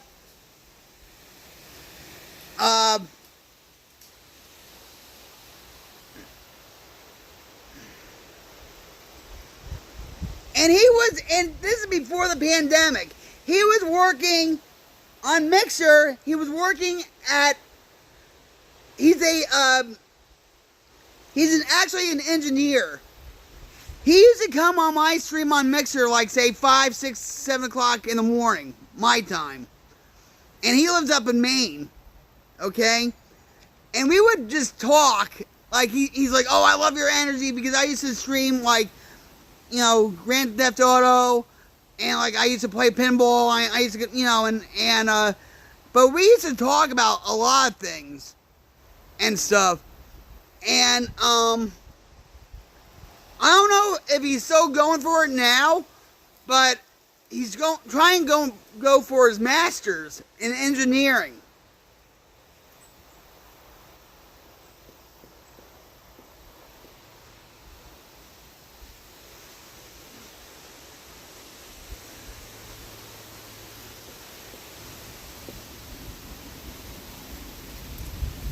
Yeah, well, when you have a small platform on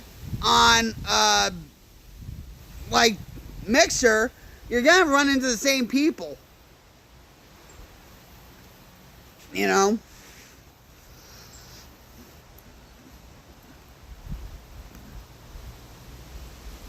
But he was.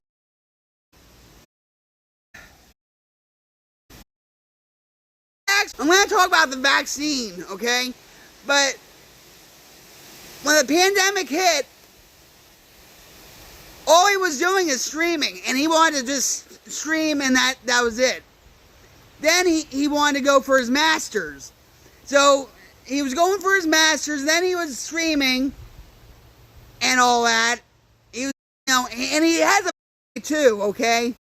So he was just like that, and I like a lot. And plus he had huge disc.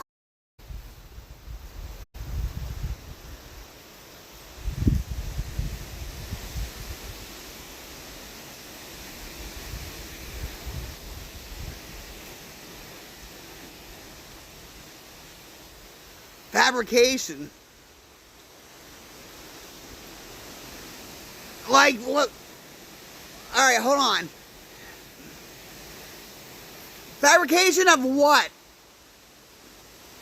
My husband works for an aviation company, and he does like the inside of the airplanes.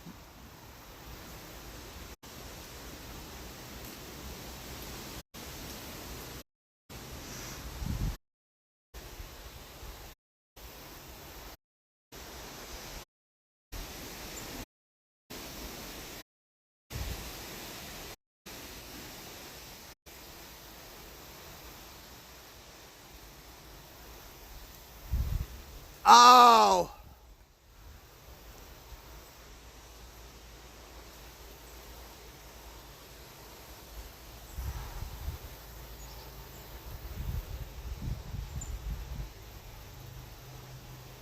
Oh.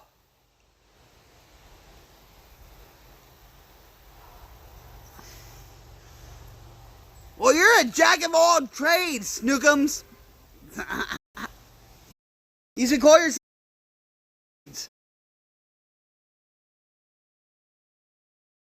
That sucks.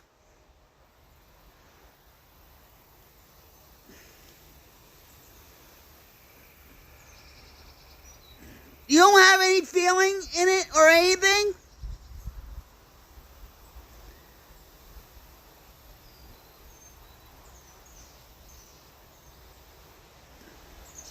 Well, I'm going to tell you something.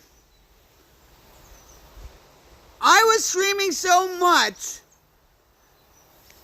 Now, when I used to stream on Mixer, I used to stream in a reclining chair, not a gaming chair. So I would have my right leg a certain way. Right? And all of a sudden, I couldn't feel my right leg. Or even my foot. And it was in what the condition is called, it's called drop foot. And I was so scared. I can, walk on my foot, I can move my toes now, and all that stuff. But for the longest time, I couldn't. And that all has to do with like sitting on your ass all day and playing video games or whatever.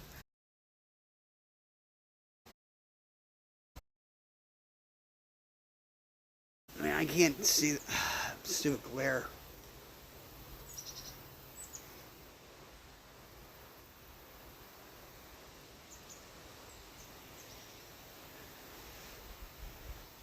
Well, that's the best job in the world, right?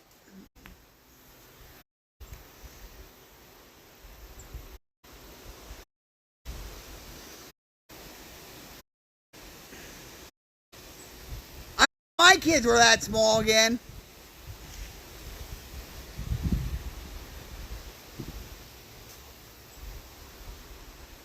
I screwed up that opportunity with my kids when I was using.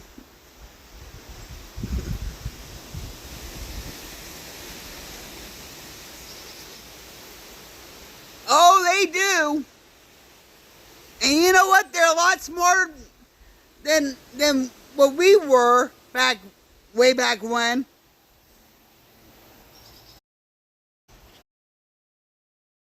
So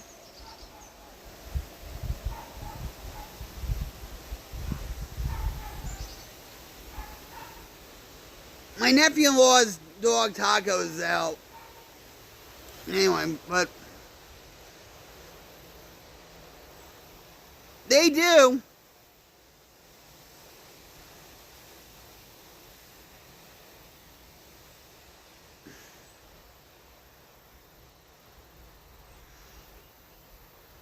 Yeah, well, everybody, I tell this to people, and people are like, no, I'll never do it. Everybody has their breaking point. I used to know a guy, this was years ago back in the 90s. I used to know a guy used to shoot up with. I was just, and he's like, he says, I never smoked, I never drank, nothing. And here I am in a shooting gallery. How is that? Why is that? Well, it was because I think he was on painkillers for his knee or whatever, and that's what got him started on the dope. Because the dope was a lot cheaper than the prescription drugs.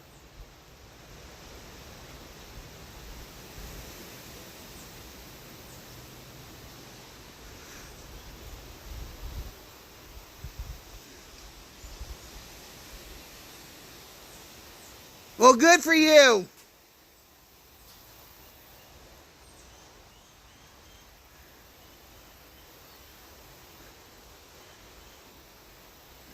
I've been off crack and heroin since 2004, alcohol since 2011, and with all the pain that I'm in, or what's going on in the world today, or whatever, there's no excuse to pick up a drink or a drug.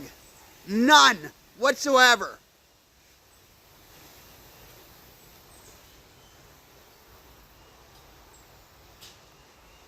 The only habit I have that's probably killing me right now is smoking cigarettes.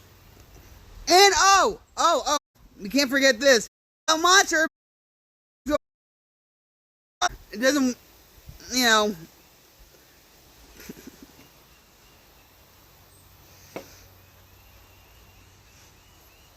I should have been dead years ago.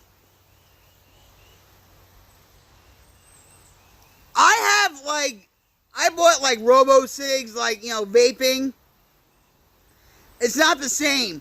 I have Nicorette gum in drawers and fake plastic cigarettes that I haven't used. And that cost $12 a pop.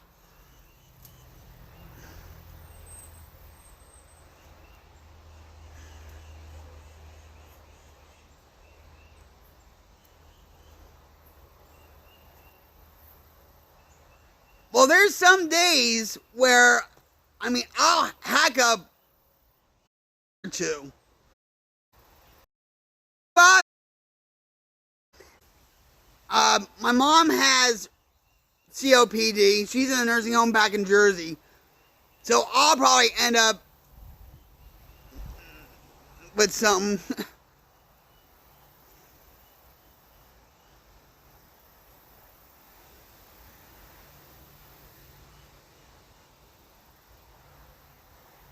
But I can't do that. I did with the crack and heroin and stuff, but I can't just quit cigarettes. And believe me, a lot of people have told me, if you quit the crack and the heroin, you could quit the cigarettes too. And right now, I can't. I know I'm an excuse.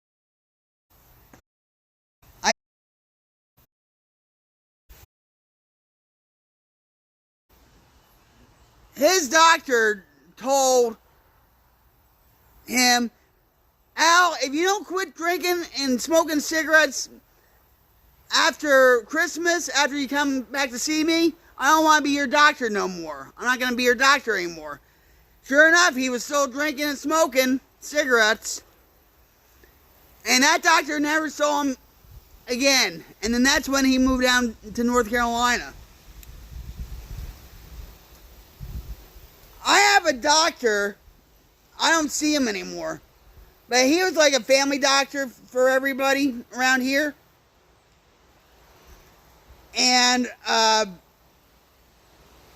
he told me, he said, listen, he said, I'm going to be honest with you. And my husband was in the room with me, He said, a lot of addicts and alcoholics, recovering addicts and alcoholics, can't quit smoking. Because it's the last thing they ever give up. My father, when he died when I was 16 years old, when we went to visit him in North Carolina, now this was back in the 80s. He died in 1987. My father told my mother to get him a carton of Winston Lights to get him in North Carolina. And my mom said to my dad, "For what? You're in the hospital." "Oh, Karen, we're allowed to smoke in the hospital." So she bought him the cigarettes.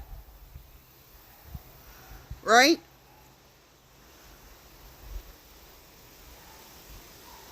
When he smoked that cigarette, he just lit it up, give me an inhale, nothing, put it back in the ashtray, and let it burn down a little bit, and that was it. So in reality, I'll probably end up the same way. But see, if I'm in the hospital or something like that, I don't think about smoking cigarettes. In fact, when I had my neck operated on, I didn't have the patch on.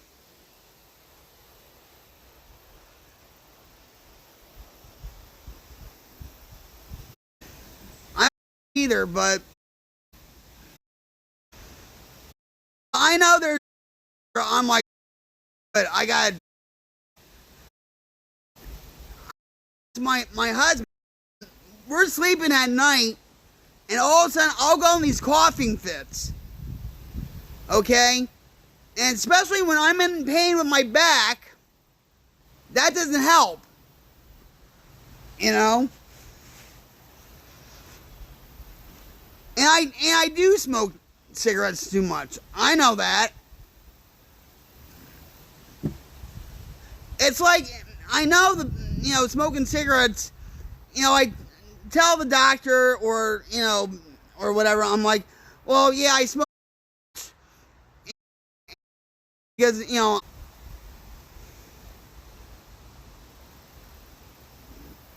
were you in the union?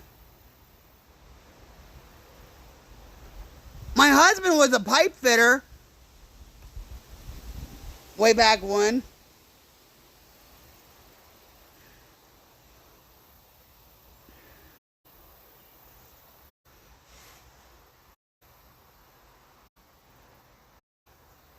Oh, you were just a scab. Oh, I hate scabs. Oh, they're no good.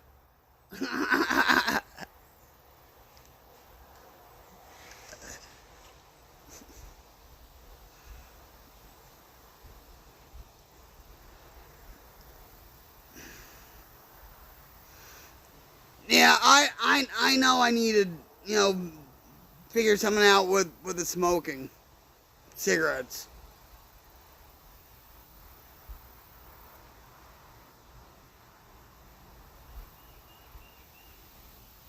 Well, that's a good thing. You wouldn't be people in Jersey that work for the union and stuff, and those unions were corrupted with a capital C.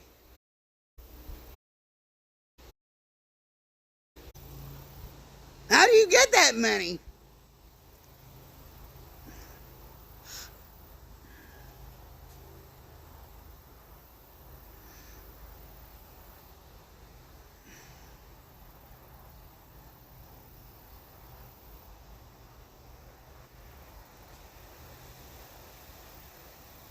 Oh, yeah.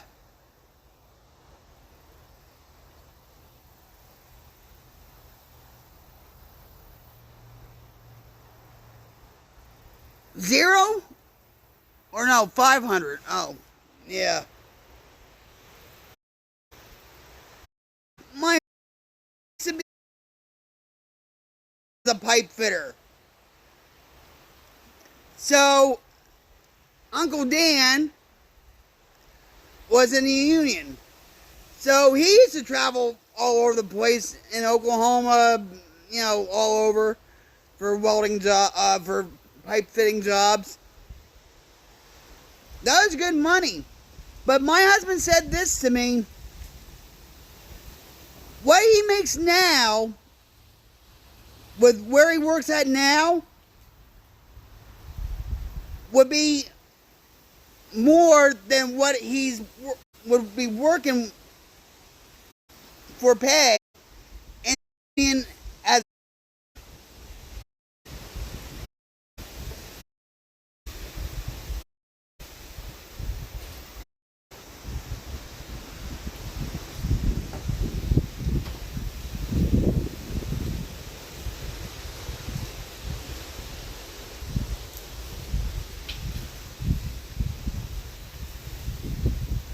Hey, just think, Snookums, just think. Now kids today want $25 an hour.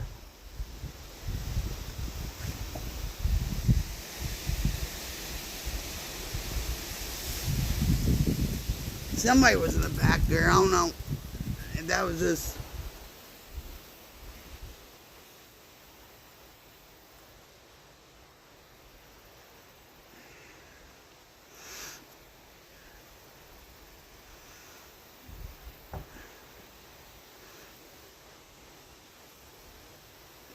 Isn't it sad though that these kids want like $15, $20 an hour flipping burgers at McDonald's when like my husband is working for a long time in the same company for 17 years and it's just sad.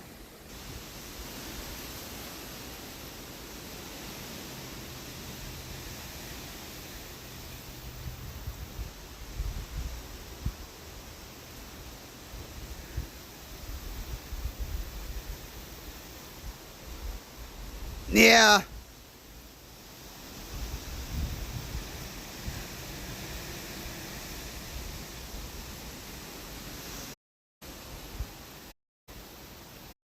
You gotta be new, right?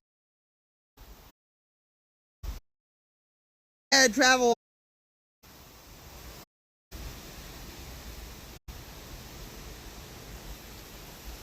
I can't.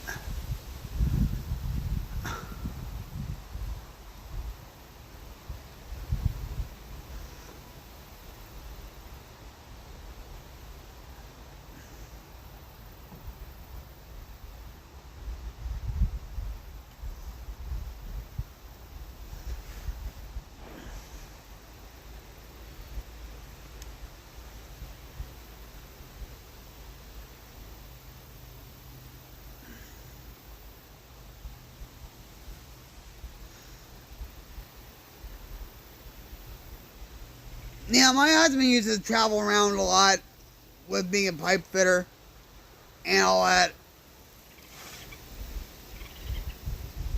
And I think uh, his job was seasonal too. I'm not too sure about that though.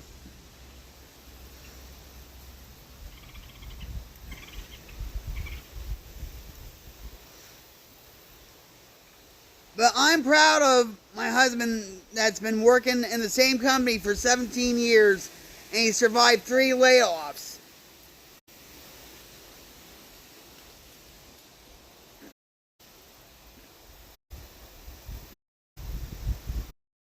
In reality, he lost his job because he was taking care of me and everything else and stuff, but they kept him on because they value him too much.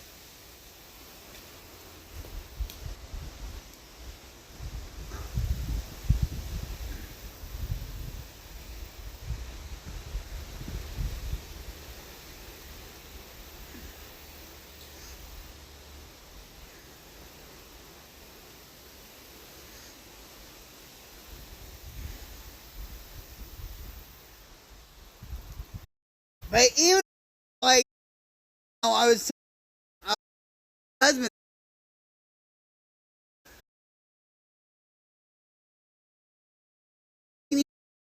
give you job security because they can let you go just like that.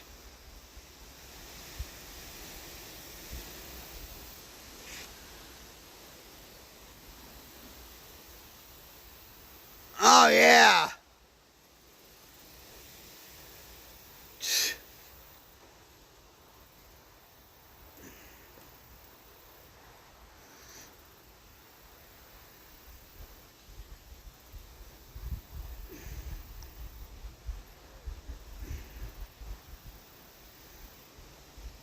My husband that died about 11 years ago, trucking, his customers were nickel and diming him because of, the toll hikes and, and all this other crap that was going on at that time.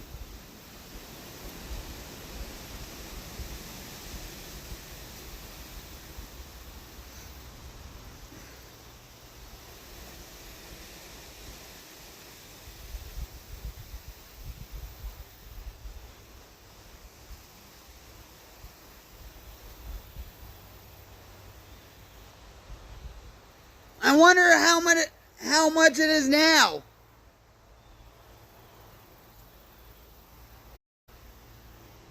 Lumber is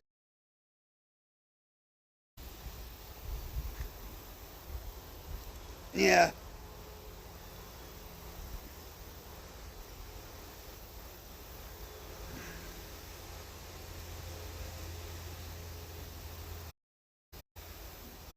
Nothing's worth the money it's paid for. Whether it comes from fast food,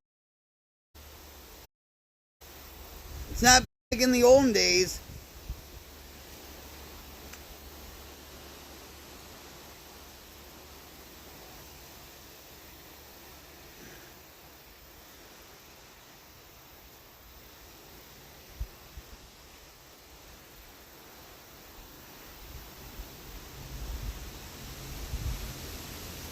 Do you live near like San Francisco? What part of the state do you live?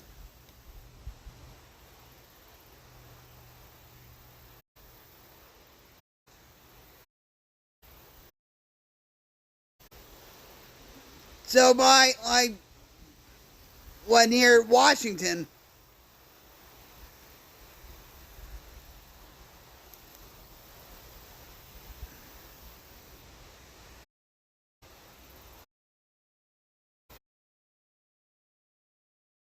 Oh, Tahoe? Awesome. My husband and I will come visit you in Tahoe. Do some skiing there.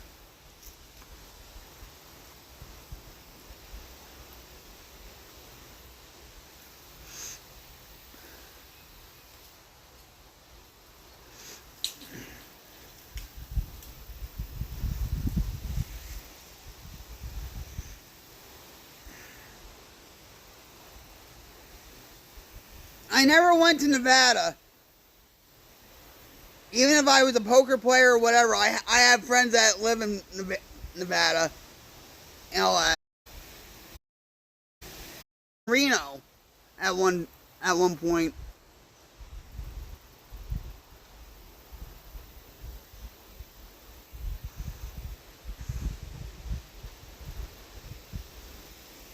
Reno is pretty nice. But because of the poker boom back in the early 2000s, everybody was going to Las Vegas. Everybody was going to Nevada. And that's what made the cost of living of Vegas skyrocket.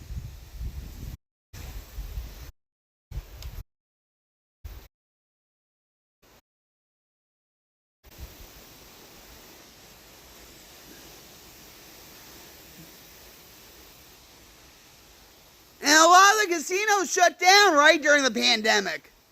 Just like around here.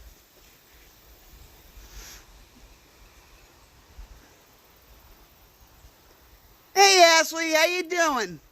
Thanks for joining my stream and thank you for the follow! I salute you, Ashley. I'm rocktastic. How are you?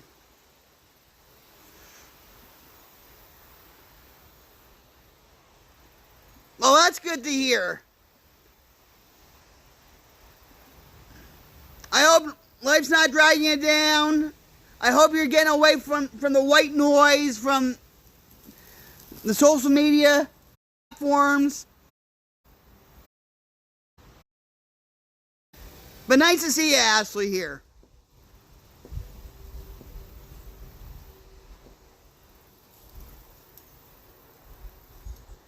Oh, God. Not another one on do I know you? Oh, my God. Ashley, I apologize if I don't recognize you. I do. When my pain is, okay.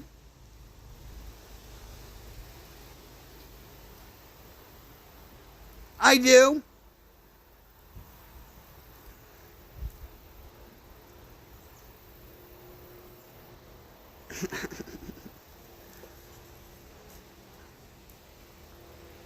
I would be streaming a lot more.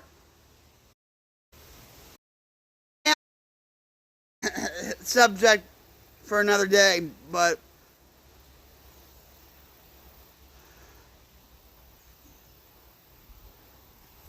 well, that's a good thing, right? Like I said, here in Rocklahoma, we have hick internet.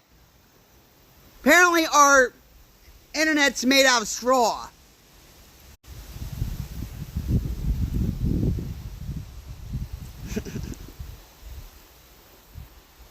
Where are you from, Ashley?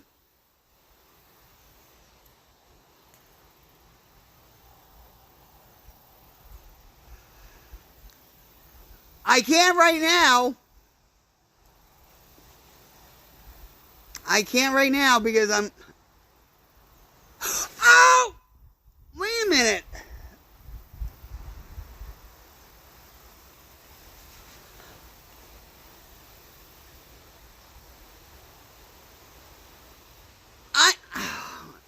Hold on.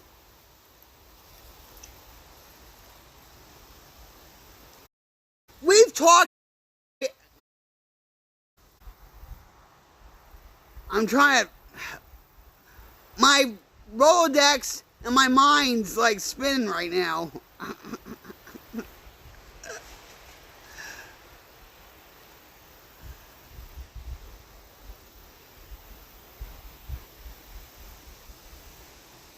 How's the weather up in Canada?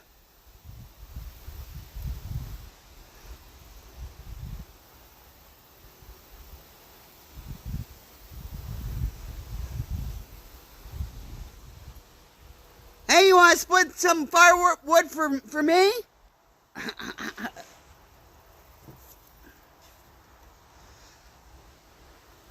Snookums, it's been fun, buddy.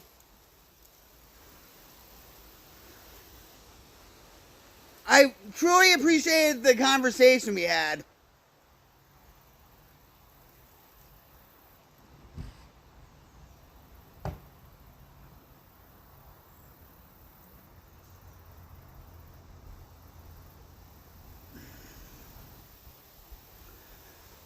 What do I usually stream on? A computer.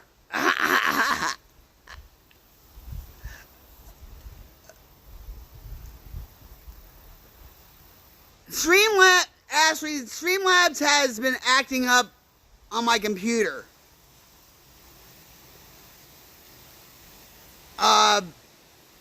So I've been just... What's my catchphrase before you go?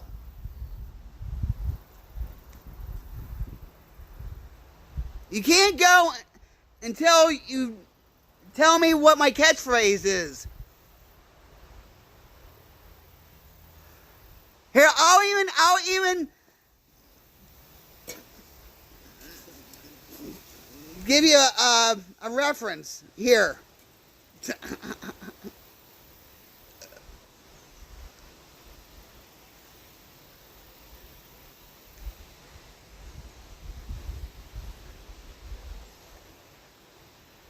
I know you know it, Snookums. We can both say it together. Well, you text and I'll say it. But the only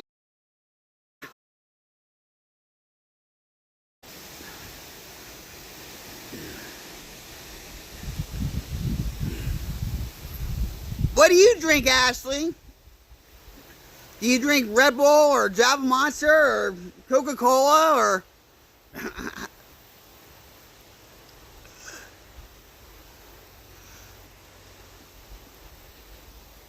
Yeah, but Ashley, I hope to get my Streamlabs straightened out.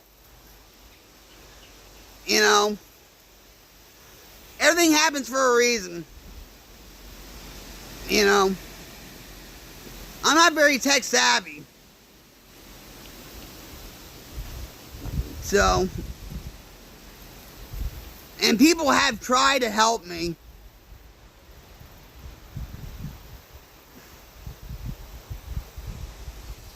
With my Streamlabs and whatever, and I don't know what's up with it.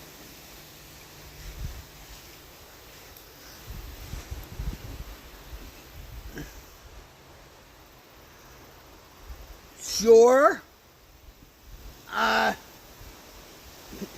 Here. All right.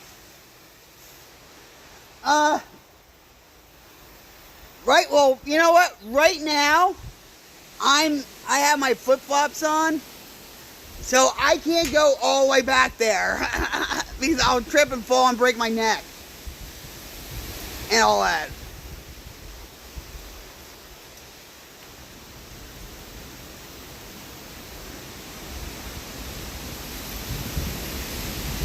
I'm from Oklahoma, Rocklahoma, but I'm originally from Jersey.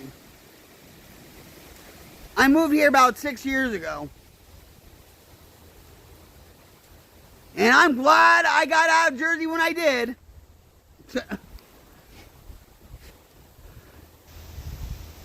I've been to Canada.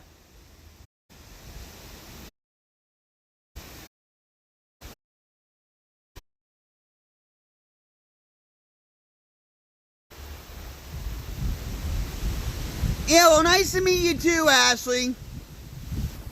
Stay safe. And don't let life drag you down.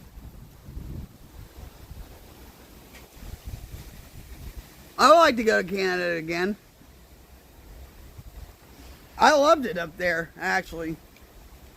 Very nice and clean. In the Toronto area.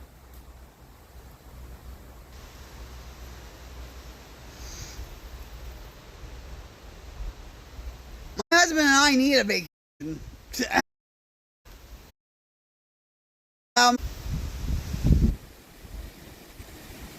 Hey, if illegals can get past the border in Texas, I'm sure I can get past in New York. Bad joke. Anyway.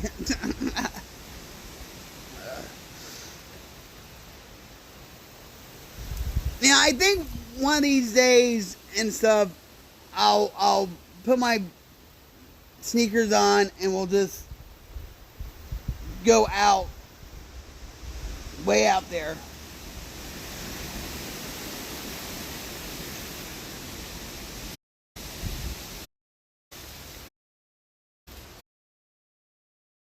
We sort of live in a family compound.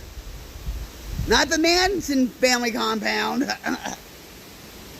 Close to it though. No, I'm only kidding.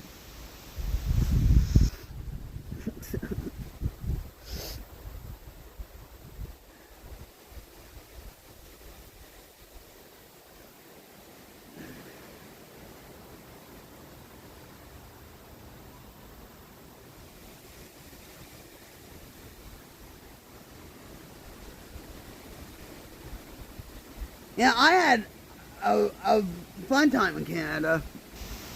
Actually, my mom left me in Canada while she went to get cigarettes and gas on the other side of Niagara Falls in New York. So my mother left me in Toronto, Canada, all by myself in a hotel room. And we actually smuggled in fireworks too.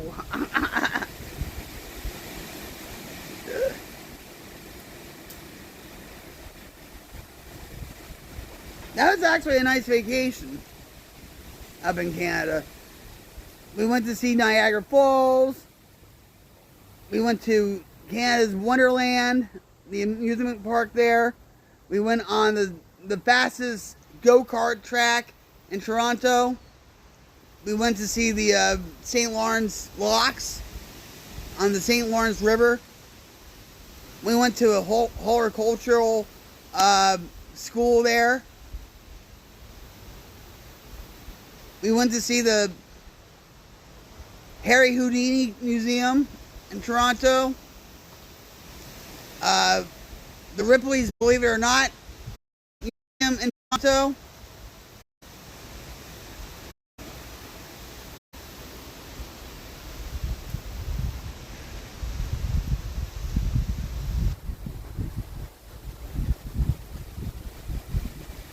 Yeah, it was a nice vacation.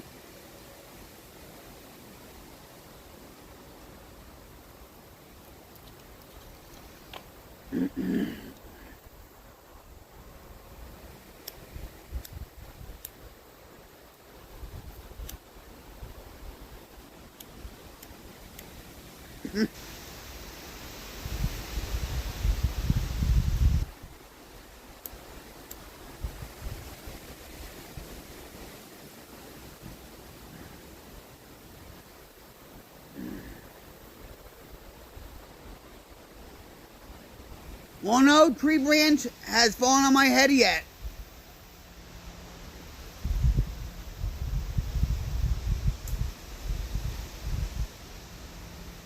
But there were a few acorns almost hitting me on the head.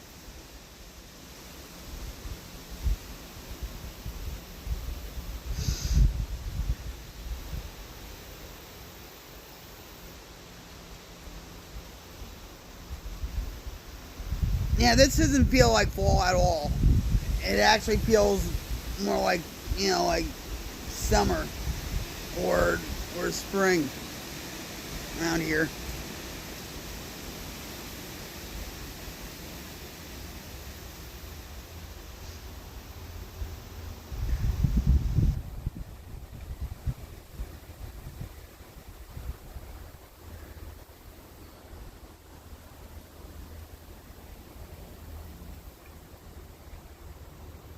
Most likely Canada's a little bit cooler than 70 something degrees.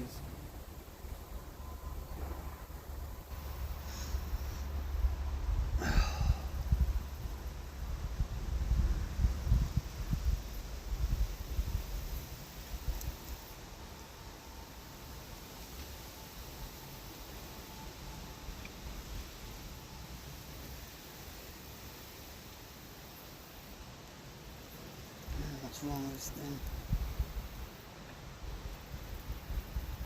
Oh! Has to be charged. That's nice.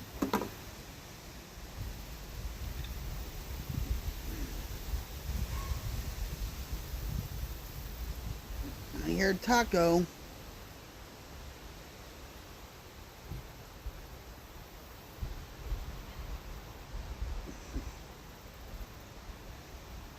Muskogee.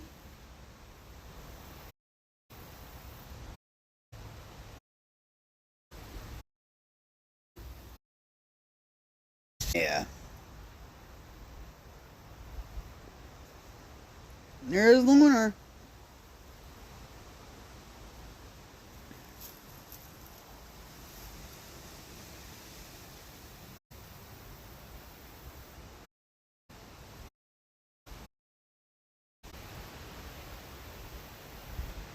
There's a part of me that really does want to go out in the woods.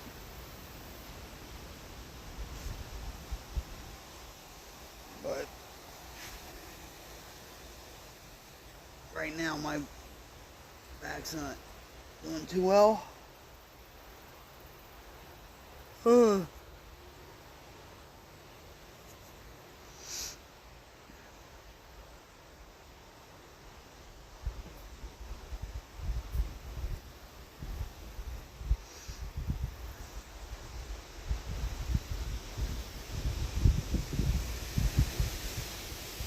Oh, there's a spider.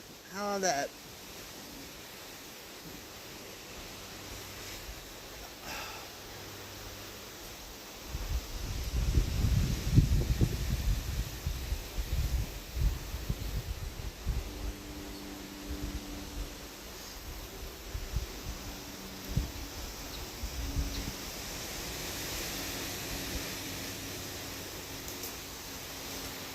I don't even know what time.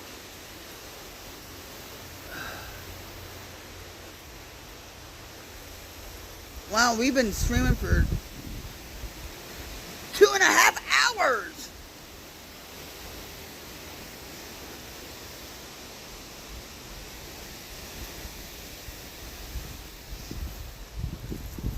Oh, yeah.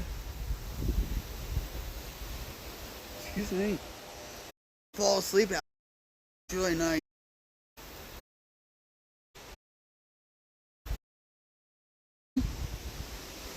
Come here. Come here. Little baby girl. Sneaking a sip of Java Monster. Come here.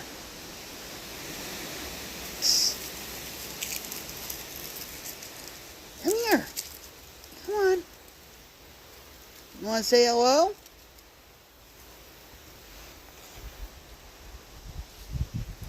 Come on.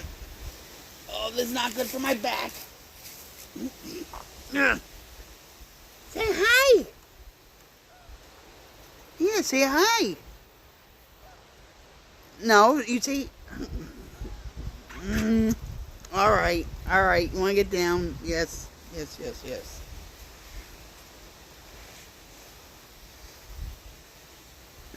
I don't know where you came from. Most likely there.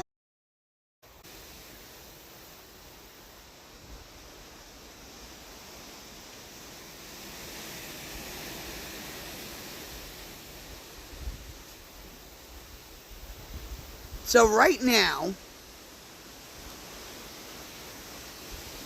Pawnee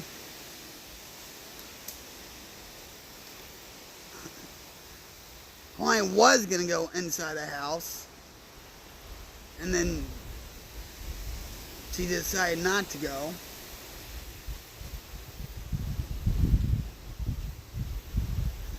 But right now, Pawnee and Cherokee and Muskogee and Lunar are out enjoying the weather.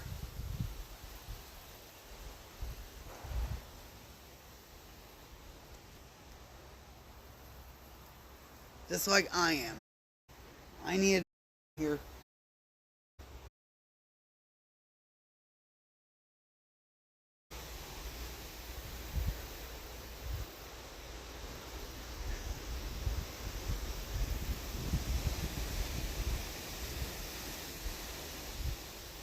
When I'm out here, of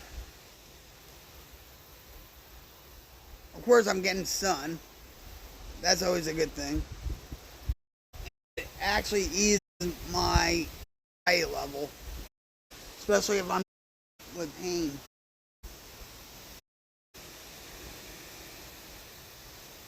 No, come on now. Are you looking for Andy? Andy the armadillo? Huh? Come on.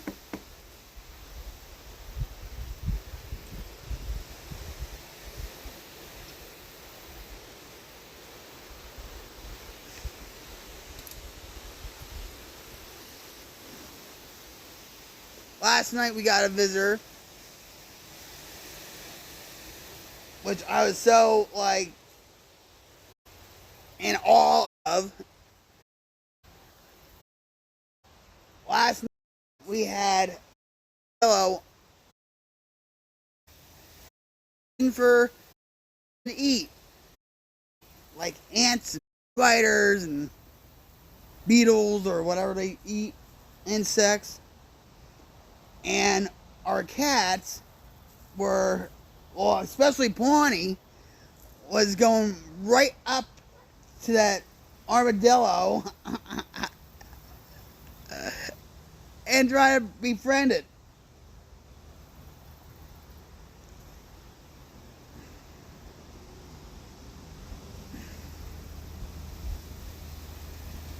I never in my life came that close to an armadillo.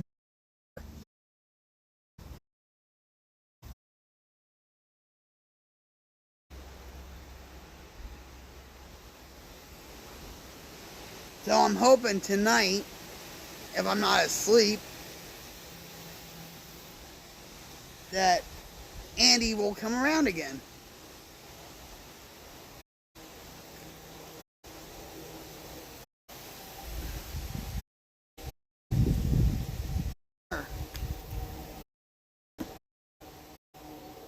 Bonnie, here. Come on.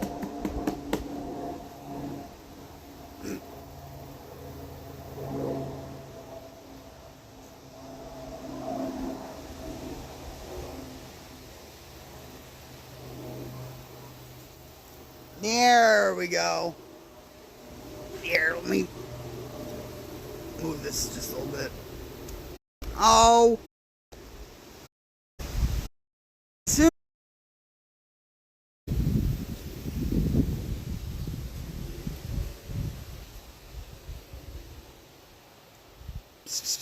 Come here. Come on.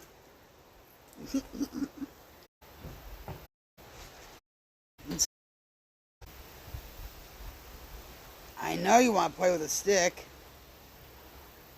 You're looking at it. Up. She's reaching for it. Come on, jump up here. Come on. Come on, baby girl. Ooh, there we go. And here. All right. You want to say hi to everybody now? No? No? She's camera shy.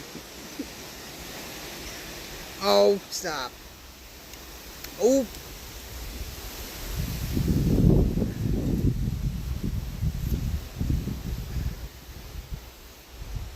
I'm going to tell you a funny story about Pawnee.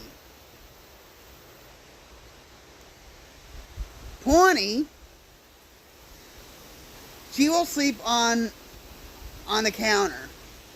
But she will sleep on the edge of the counter. And then all of a sudden you'll hear, like, plop. She falls asleep and then she falls off the counter. And I think last night she fell off the counter 5 times. She can't be in the middle of the counter. She can't sleep on the couch. She has to sleep on the counter, on the edge. She loves to live on the edge, I guess, or sleep on the edge.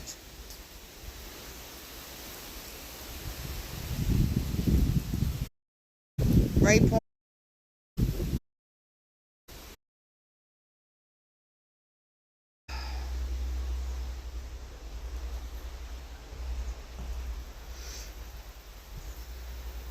Cherokee.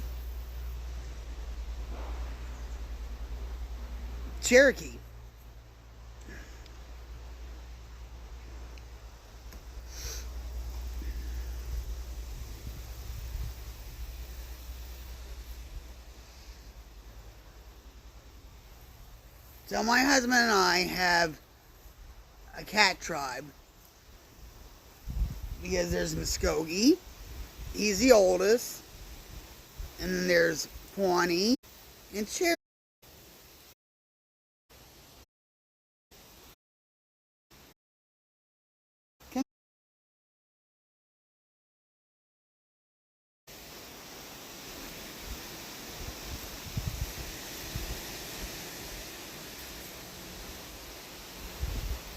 Here, let me see him. Let's see. Yep.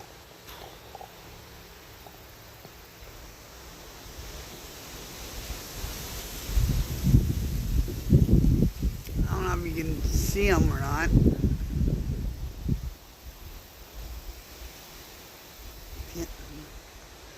I can't tell.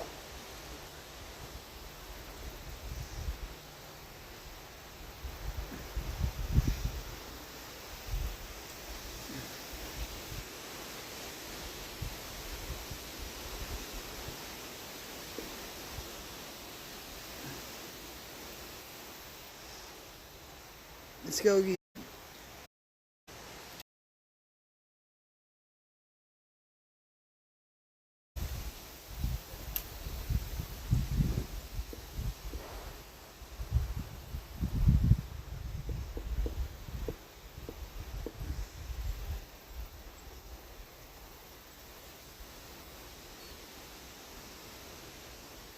And we have dogs in this area.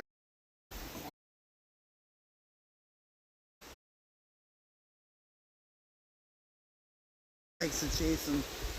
And there's a few dogs in the other yard. And I think that's what happened to my and my. So.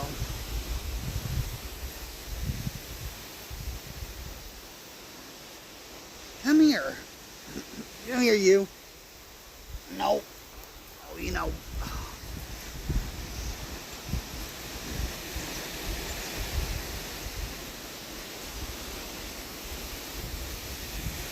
I miss having a dog.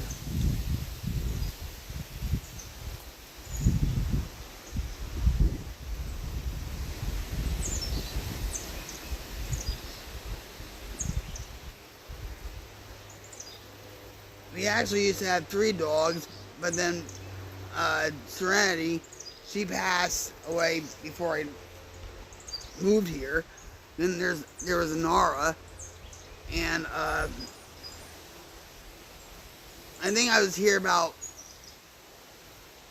maybe a year or 2, and then she passed. And then there was Cody.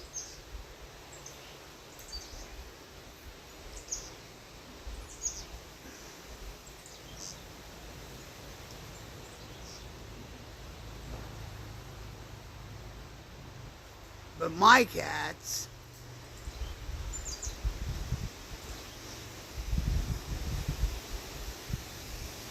Fluffy, Magellan, and Chips,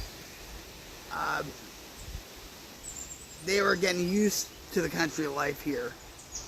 They're loving it here.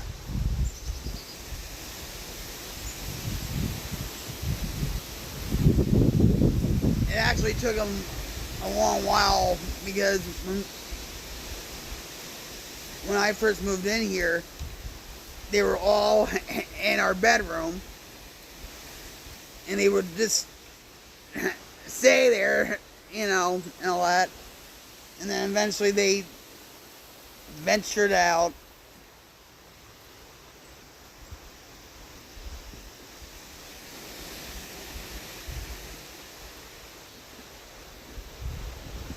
And they ventured out around here. I saw Fluffy. The last time I saw Fluffy was by one of those trees over there, and that was the last I've seen of her. And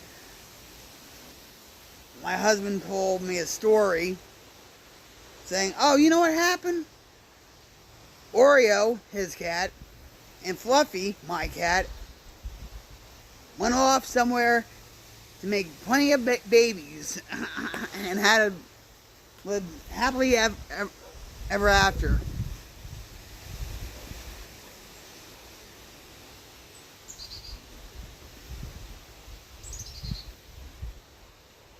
And then Magellan got sick.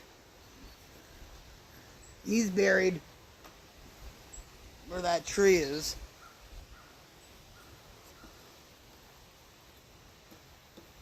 And then Chips, it was kind of weird that Cody was getting sick. He was getting old. And then Chips was getting old and all that. And Cody passed away. And then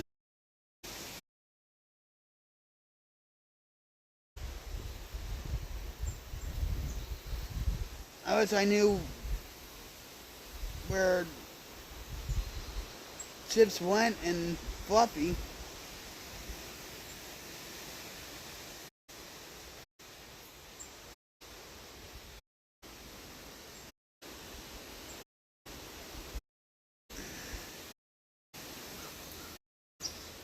That's life, right?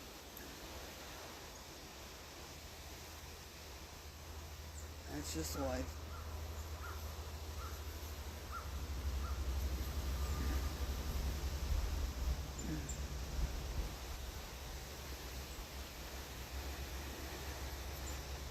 But I do miss having a dog. A couple of months ago, I told my husband, I said, I want a dog, I want a dog. And the pet food is getting expensive. 20 for the dry food, it's getting to be a lot of money too. So my husband's like, we're not going to get another dog for 5 years.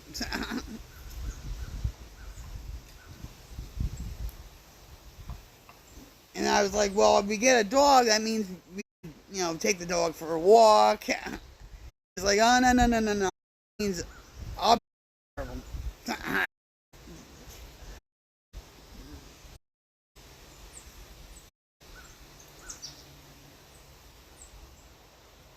Yeah.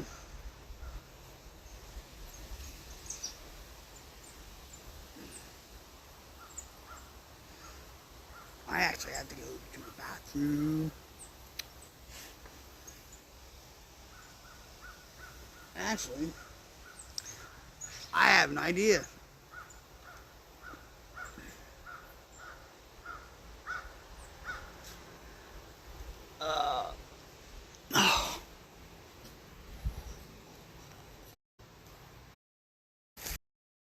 There you go. Can the camera see you?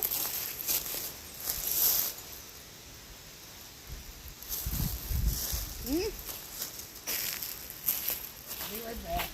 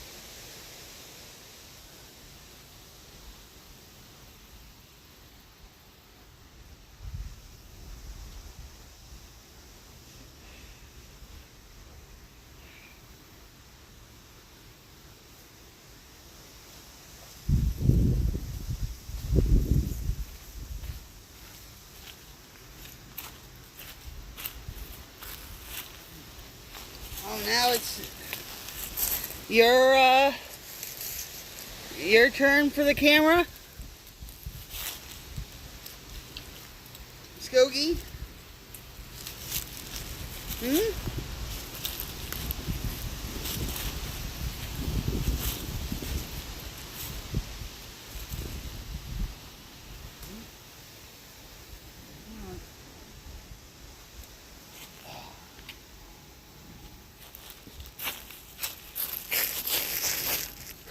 Nah.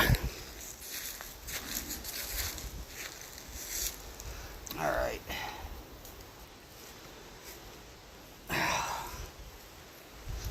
Whew. I had to go to the bathroom, and I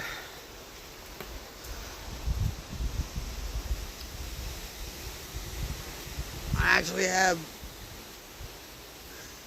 doused my face with some cold water. And Skokie.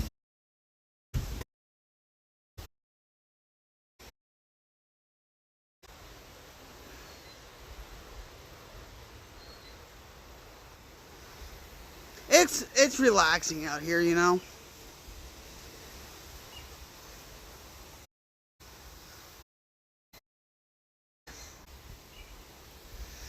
But then I was thinking,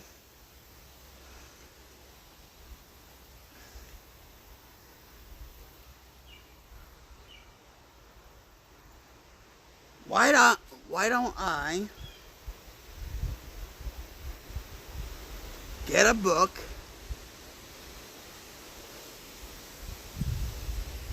and just read?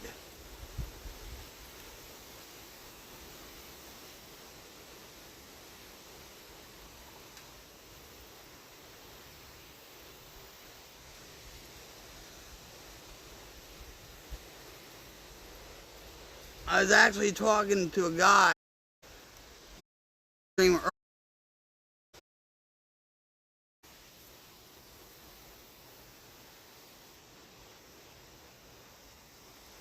He was a drunk.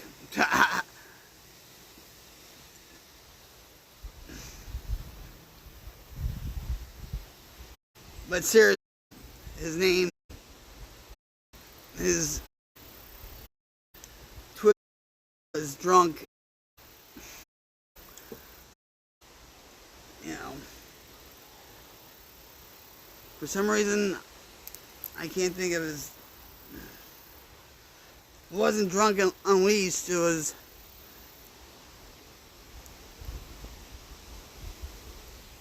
Drunk Realistic or something. I don't know. I apologize to Drunk. But I was thinking, well, we still have time to kill,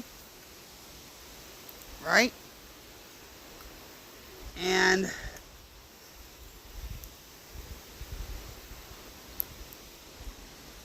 I actually told Drunk. He said, well, hold on, let me get a beer in the morning, right? And I said, oh, well, you know what? You're going to be my designated drinker for today. And so then we were talking about books and all that stuff. And he asked me, do you think your story of your life would be worth writing a book over? And I'm like, yeah.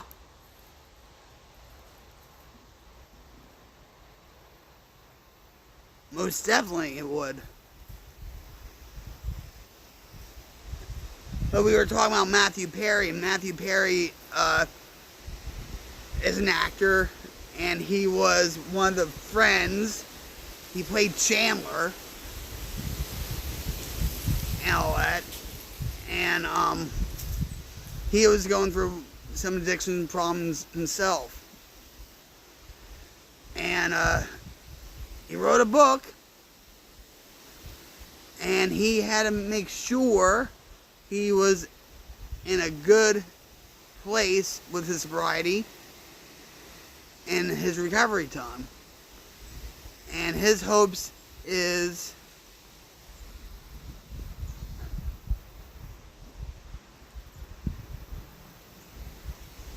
that people will be helped by reading his book. And I feel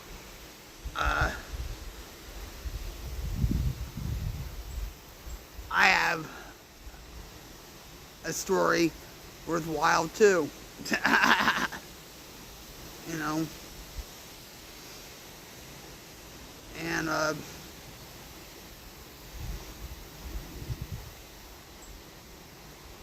so I brought out this book, Alcoholics Anonymous, the big book. Now, I had an older edition of the big book, and I lost it. So this is like the 4th edition of Alcoholics Anonymous. And the first and second edition of this book, it's called the Bible of Alcoholics Anonymous. They use it a lot in meetings, you know, and in rehabs. They have plenty of these books, and I had to memorize the second chapter on how it works. Rarely have we seen a person fail who has thoroughly followed our path. Those who do not recover, or those who do not, it'll all come back to me. But and I remember when I first got the big book, it was $5, or pay on for much. I can imagine now it's probably 10 or 15 or 20. Thanks to the So the 4th edition of the big book came out in 2001.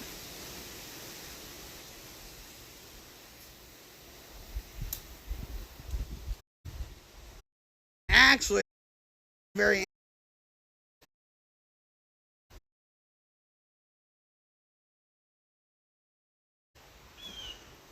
and he came across this lady, and she was one of the first original authors of the big book, of her story. And I think the title of her story was called Barfly. And so when my son told me this, I was like, are you serious? You know, who would have thought?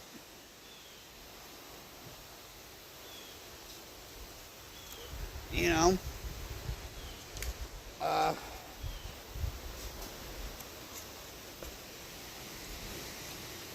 So this is not my first I ever had through this. And I have prayer cards.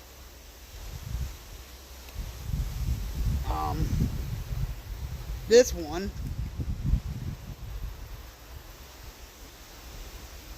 is from a judge, Judge Bangiola, and I have stories about him. He gave me plenty of chances, and he told me, he's like, you're a smart girl. I mean, you know, he's very impressed with me because I wanted to be my own lawyer and all this stuff. you know, and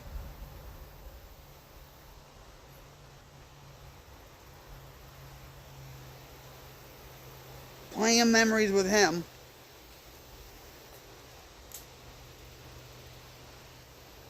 And then there's my aunt. She died on September 11th, but she didn't die in 2001. She died 2011. And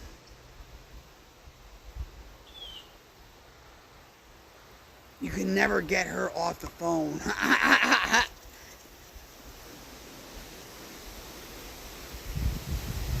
She was a close friend of the family's.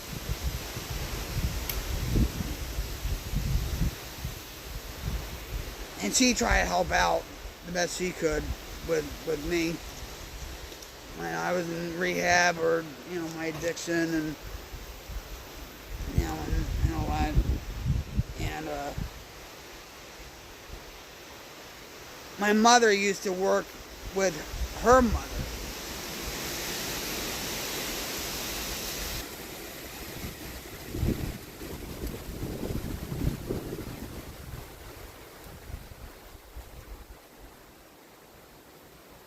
And I used to call them like grandma and grandpa, and all that. But it's very funny that, alright, you notice that it says Doris, right? Aunt Doris. But her mother's name was Doris. you know?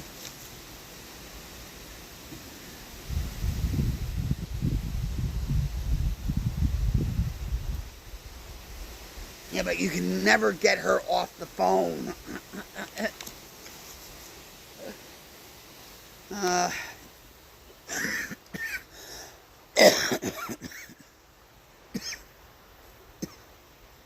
Excuse me.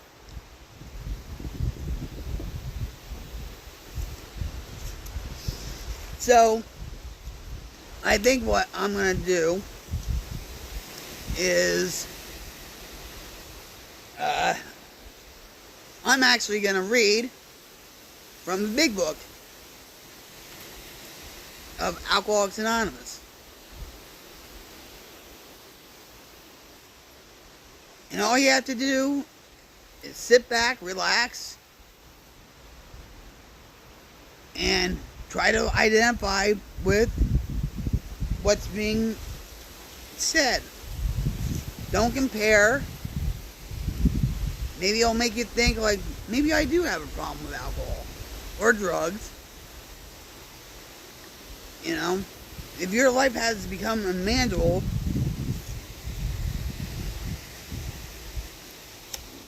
from drugs or alcohol,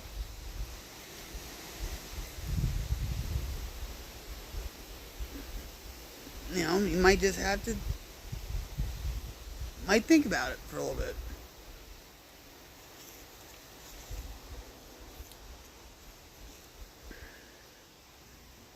So,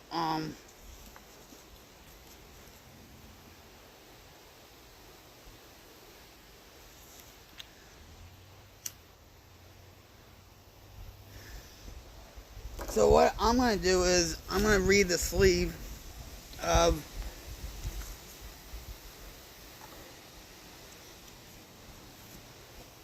the big book. And then, I guess we will read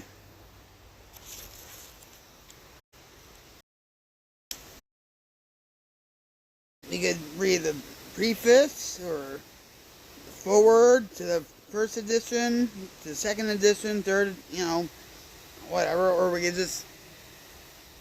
could just read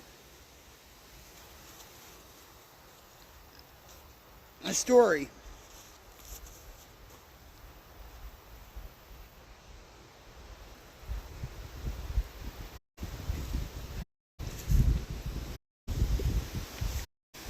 So, that.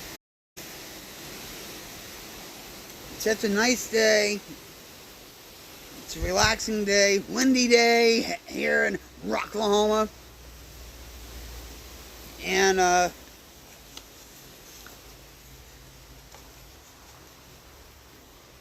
I guess with this segment,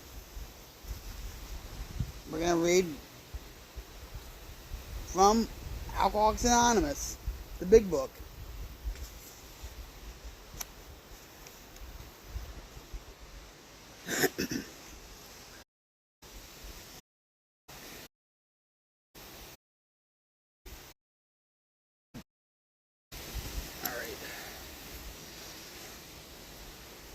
Alcoholics Anonymous, 4th edition, 2001. I might not need my eyeglasses for this. I'm wearing shades, but, you know.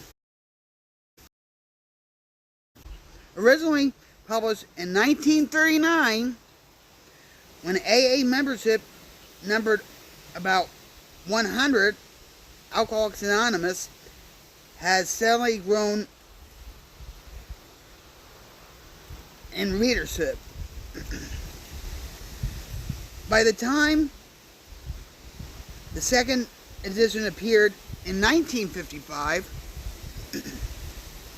membership had reached over 100,000,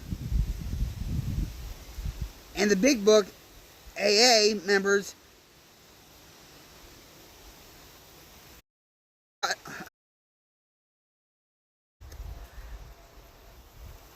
by the time the second edition appeared in 1955,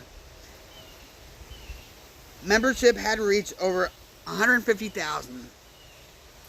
And the big book AA members' font title for their basic text had reached a distribution of more than 300,000. So that's doubled. At the same time of the third edition, in March 1976,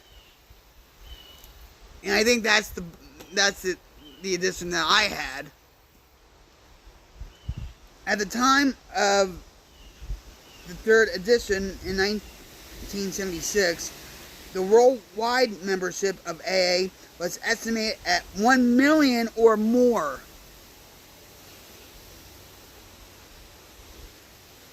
Copies of Alcoholics Anonymous in circulation exceeded 1,000 for 100,000 in 1995. The General Service Conference approved the recommendation. The first 164 pages of the big book, Alcoholics Anonymous, the prefix, the forwards, the doctor's opinion, which are talking about Dr. Bob. He's one of the co-founders of AA. Oh, I'm sorry, the doctor's opinion. I think it's from Dr. Silkworth. And then Dr. Bob.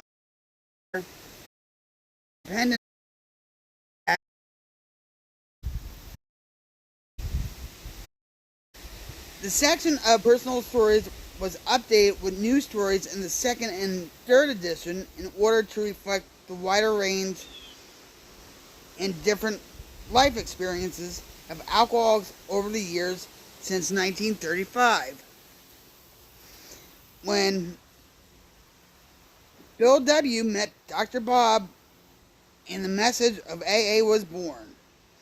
As Bill W. wrote in 1953, in a 1953 letter, the story selection of more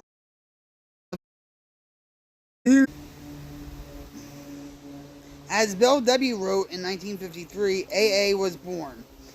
As Bill W. wrote in 1953 in a letter, the story section of the big book is far more important than most of us think. It is our principal means of identifying with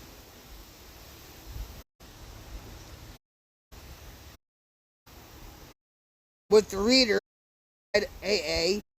It is the equivalent of hearing speakers at an open AA speaker meeting.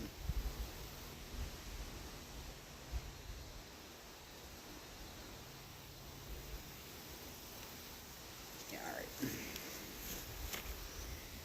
Continuing this policy, the fourth edition includes 24 news stories that provide contemporary sharing for newcomers seeking recovery from alcoholism and AA during the early years of the 21st century. 18 stories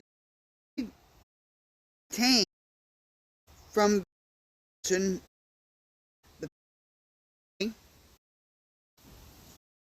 section, the reader remains to AA's historic roots and shows how early members applied this simple but profound program that helps alcoholics get sober today. Approximately 21 million copies of the first 3 editions of Alcoholics Anonymous have been distributed. It is expected that the new 4th edition will play its part in passing an AA basic message of recovery.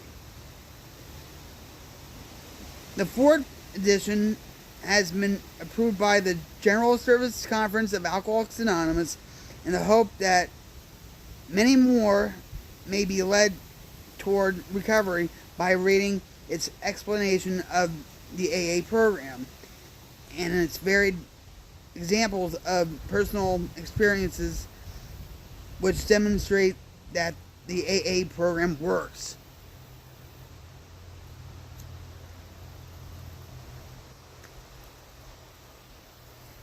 It works. Honesty, O is openness, and W is willingness.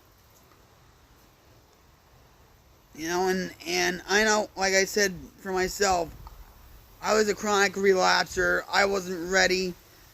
I should have been dead years ago. But,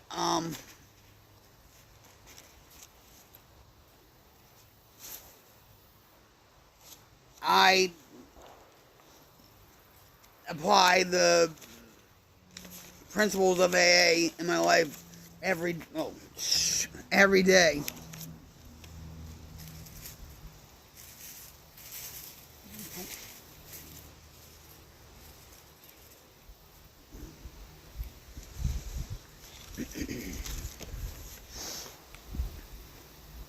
And you can go on sites like In the Rooms where they're virtual meetings online. You can go to. But you shouldn't really replace them with by going to meetings at a church or a community center or whatever. You should always go there physically. And if you are having trouble with urges or whatever, or trying to find a ride, is means for everybody. It's a one-stop shopping experience when it comes to meetings on that site.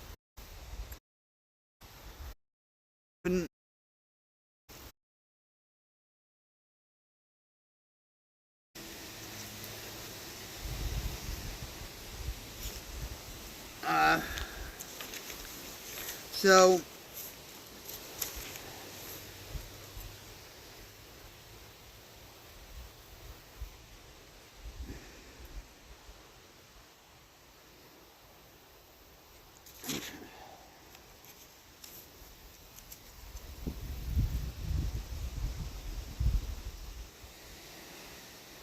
and the reason why they made a fourth edition too is because some of the language they used back in 1935, they don't talk like that now.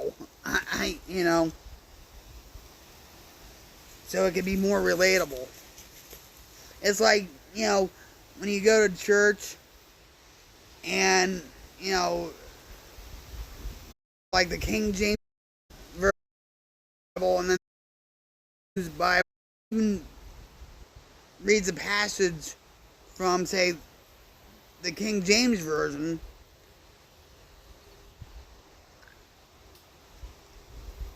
the passage gets lost with me. It's like, what are they trying to say? you know.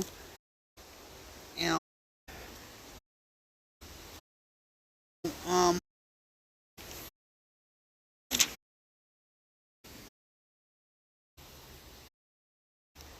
So I guess we'll read the preface.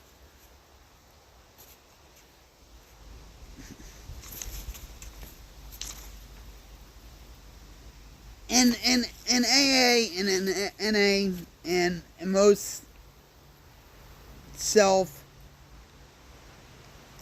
meetings that are 12-step,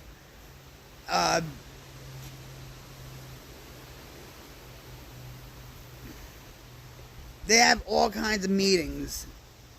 They have like beginners meetings, they have young people's meetings, and just because it says young people's meetings doesn't mean you have to be a young person, like a teenager or whatever. You can still go in there as long as it's open. I mean, as long as, you identify yourself as an alcoholic and addict, or mainly an alcoholic. And I was actually a chairperson at the Friday night St. Peter's meeting. Yep. I'm so proud of that.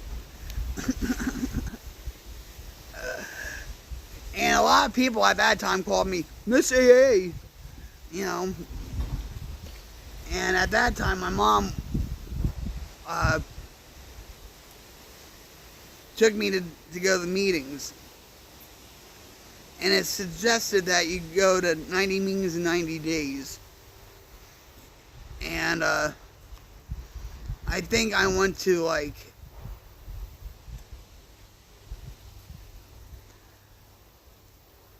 if I'm not mistaken, 110, 115.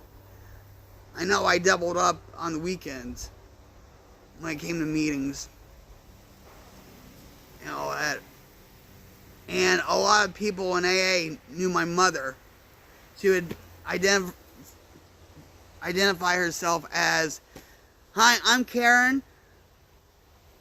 I'm codependent."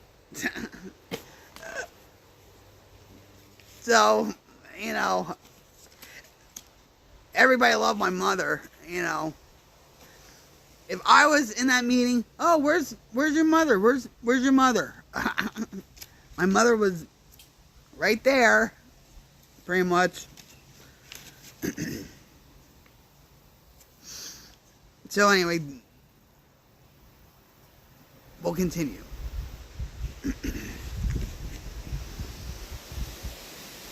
So we're going to read this.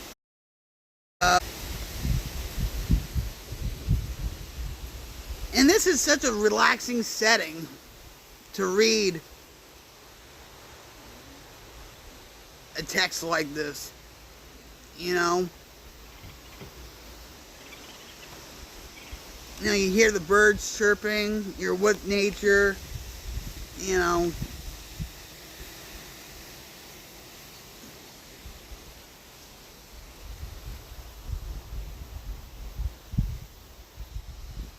It gives it that special ambiance when you read this.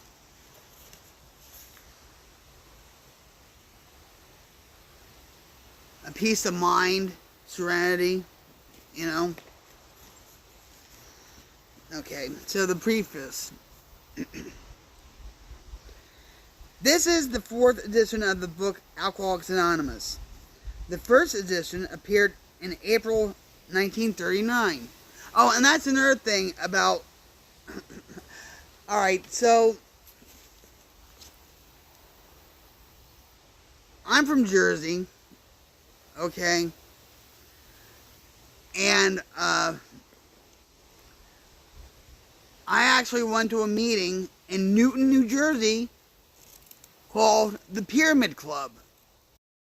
I don't think meetings every day. And on the weekends it would be like, twice a day. And a lot of the clients from Sunrise House would go to the Pyramid Club and all that. But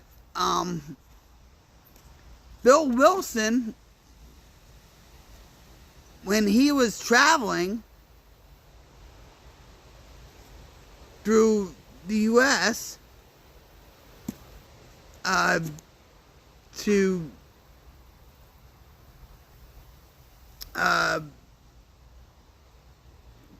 get more anonymous alcoholics in his group, he actually stopped at the Pyramid Club. And when you walk up, and what was a pain about the Pyramid Club is you had to walk up a lot of stairs, like the 12 steps. Like the 12 steps of AA. But it was more than 12 steps, it was like 24. And you had to go up to this meeting, this huge meeting room. And on the back wall was a picture of Bill W. And he actually several times spoke about the Pyramid Club in Newton, New Jersey. And like I said, they don't have it anymore, which is a shame. But anyway. And if you ever get to, if you ever want to know about the history of AA or Bill W.'s story, and his name is Bill Wilson, what's his name? James Gardner plays Dr. Bob, and James, I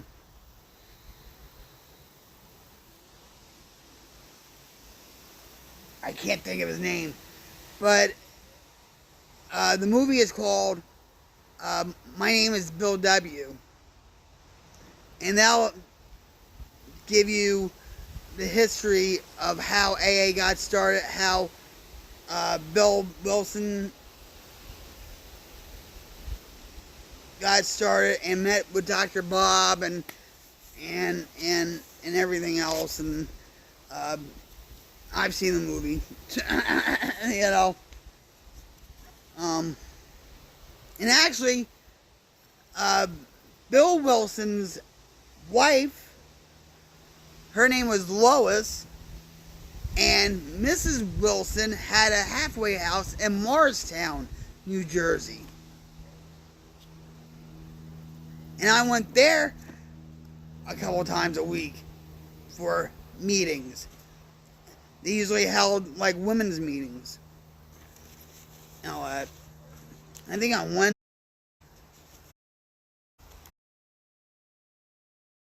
been around the AA program. So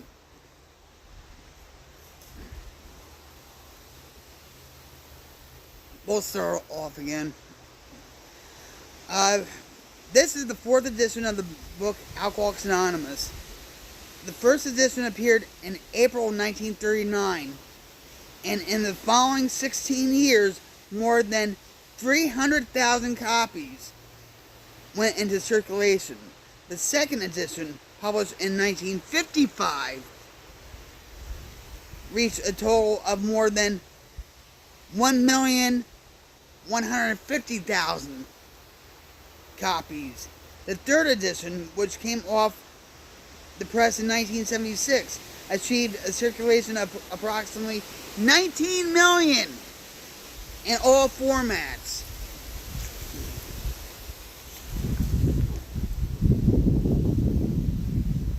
Because this book has become the basic text for our society, Alcoholics Anonymous, and has helped such large groups of alcoholic men and women to recovery, there exists strong sentiment against any radical changes being made in it. Therefore, the first portion of this volume describing the AA recovery program has been left largely untouched in the course of revisions made for the second, third, and fourth editions.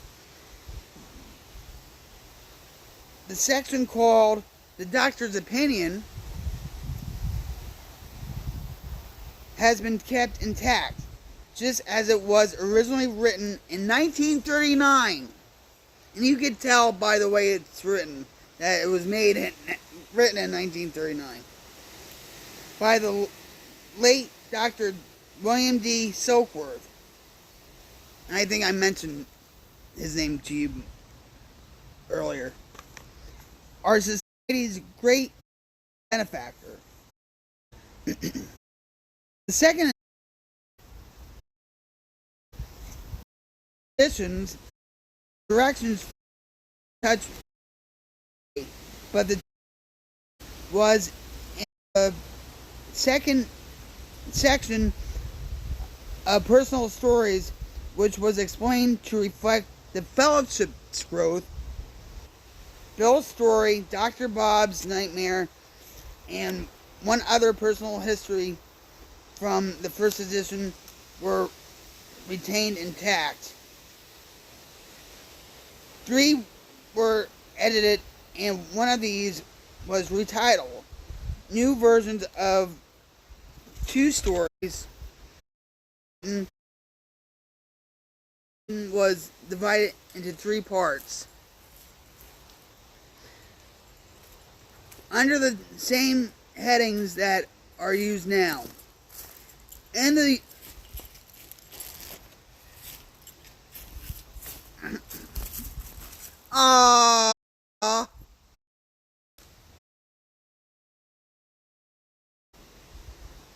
I'm reading from the big book.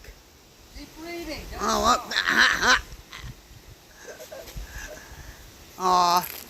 Alright, so my husband got me some candy.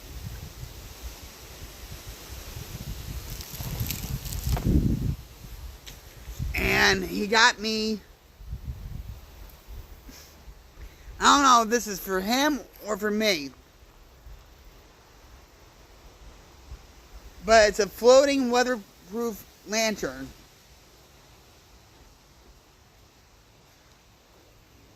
Like my personality isn't bright enough already. Alright.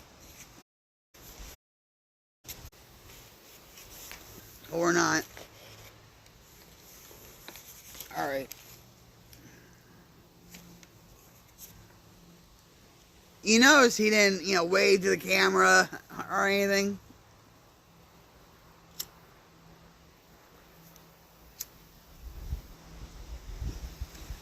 I don't know why he got me this weatherproof lantern.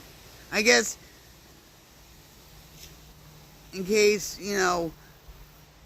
Peter the Possum or Andy the Armadillo shows up tonight, I could just shine it right on him.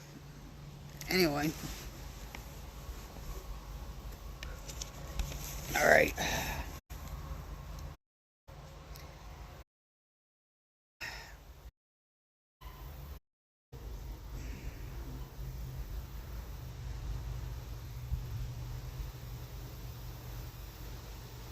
I'll start off with for getting in touch with AA, but the chief change was in the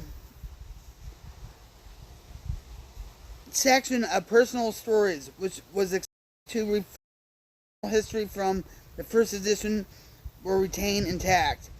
3 were edited, and one of these was retitled.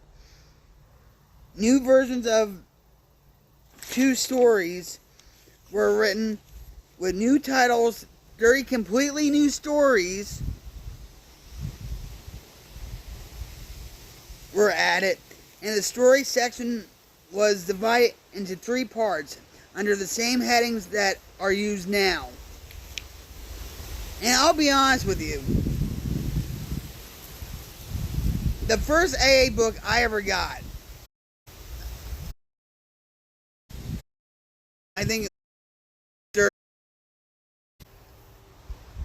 how the stories were written, the old time language, whatever, I didn't care. It still made an impact. And if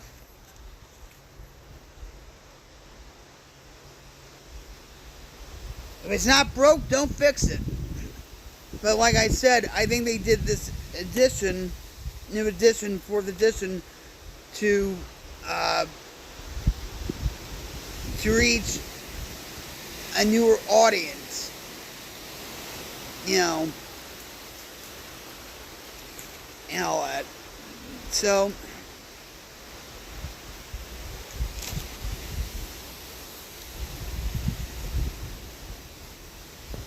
in the 3rd edition, Part 1, Pioneers of AA, was left unchanged. 9 of the stories in Part 2, they stopped in time. Carried 3, they nearly lost it all. 8 stories were retained, 5 new ones were added. The 4th edition includes the 12 concepts for world service and revises the 3 sections of personal stories as follows. 1 new story has been added to Part 1, and 2 that originally appeared in Part 3 have been repositioned there. 6 stories have been deleted. And that's what sucks. I'm sorry. They still could have used those stories.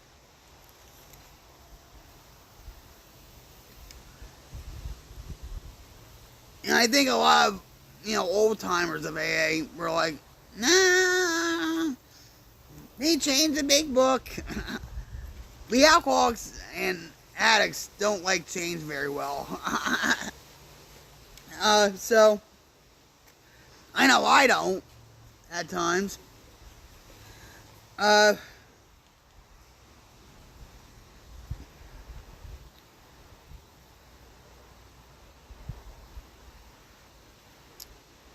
lost my,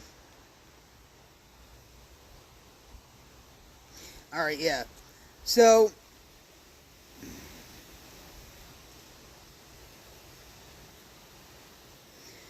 six of the stories in Part 2 have been carried over. 11 new ones have been added, and 11 taken out. Part 3 now includes 12 new stories, were in addition to the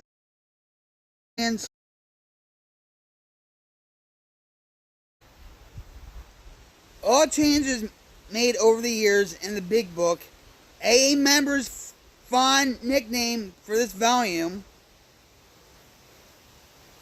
have had the same purpose, to represent the current membership of Alcoholics Anonymous, more active the drinking problem. We hope that you may pause in reading one of the 42 personal stories and think, yes, that's happened to me. Meaning, identify and don't compare. And when you're in early stages of recovery, a lot of newcomers that, even though They try not to, but they do, because I've done.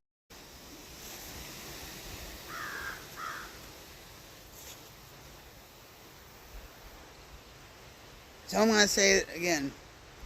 If you have a drinking problem, we hope that you may pause in reading one of the 42 personal stories and think, yes, that's happened to me. Or more important, yes, I felt like that. Or more important, yes, I believe this program can work for me too.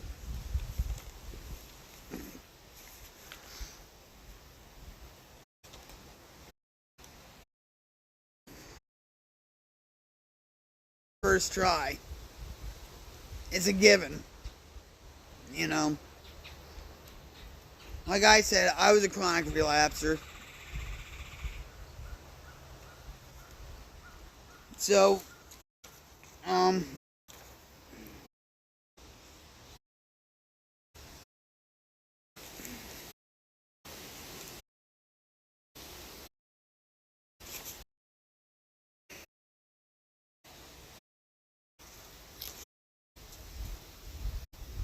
so I'm gonna be reading the forward to the first edition, and this was the forward as it appeared in the first printing of the first edition in 1939.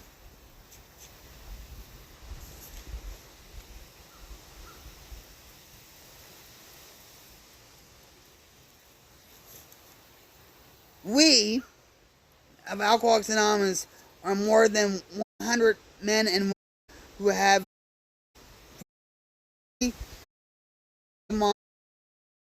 of this book. For them, we hope these pages will prove so convincing that no further authentication will be necessary. Hope, that's what I do, will help everyone to better understand the alcoholic. Many do not comprehend that the alcoholic is a very sick person, and besides, we are sure that our way of living has its advantage for all. Meaning, when you're not drinking, your life doesn't become unmanageable financially, spiritually, physically, legally.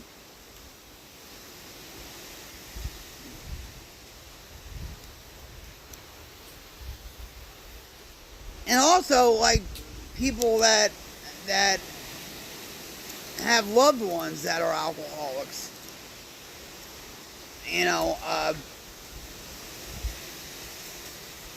Al-Anon is a 12-step program. Families Anonymous is a 12-step program. And all that. I'm going to say this. My father, like I said, was an alcoholic, and he died when I was 16. And my mother took him to his first AA meeting, I guess,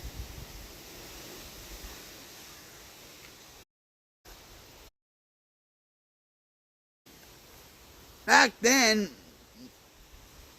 Meetings were very dark, they were very serious, they never joked around, and my father told my mother, I'm never going to go to one of those meetings again,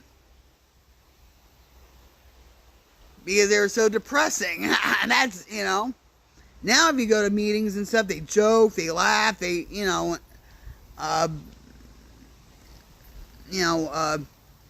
they still carry on the 12, the 12 and 12, which is 12 steps and the 12 traditions and stuff, but it's altogether different.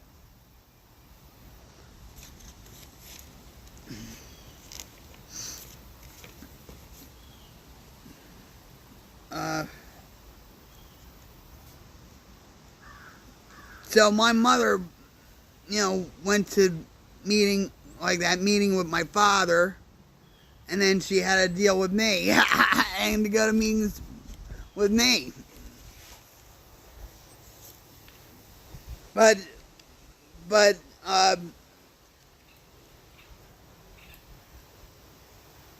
my mother could only go to open speaker meetings or open discussion meetings and stuff. She couldn't go to a closed, usually open. Usually, open speaker meetings are usually open for everybody and stuff. But they have closed meetings. They have open meetings, and usually in some in the same church or building, and so the alcohol can go to their meeting, and the codependent can go to like Al-Anon and Families Anonymous or whatever. All right, so it is important that we remain anonymous.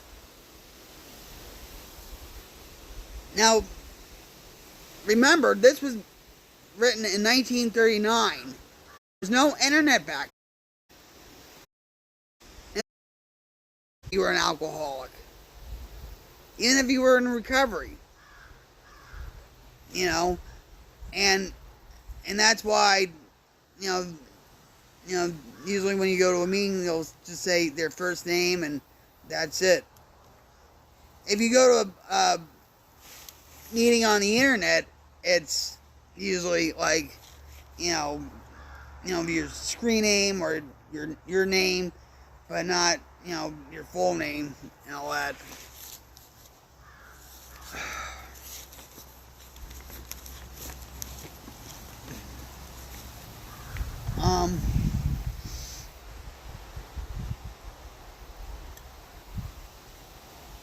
So it is important that we remain anonymous because we are a number of personal appeals which may result from this publication. Being mostly business or professional roles, we cannot well carry on our occupations in such an event. We would like it understood that our alcoholic work is an avocation.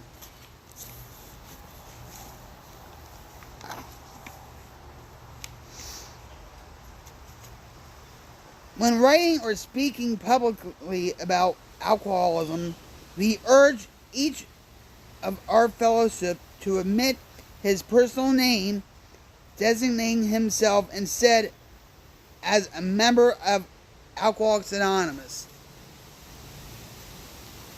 So it would be like, "Hi, I'm Vicky. I'm an alcoholic and addict." Well, at that time, it was just, "Hi, I'm Vicky. I'm an alcoholic." There's actually meetings where I went to that a lot of old timers of the program didn't allow people that were addicts, drug addicts, in meetings, or people that were psychiatrically recovering and all that, because they had their meetings, So in a way they were segregated, but as time went on,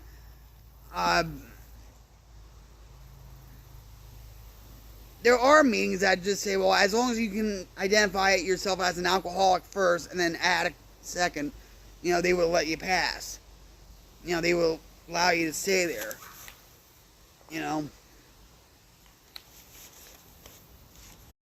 But there's plenty of meetings at that a person,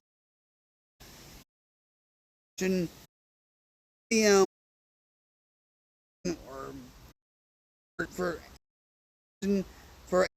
electric reason, they won't allow you to talk about it. And that frustrated a lot of recovering people. But now,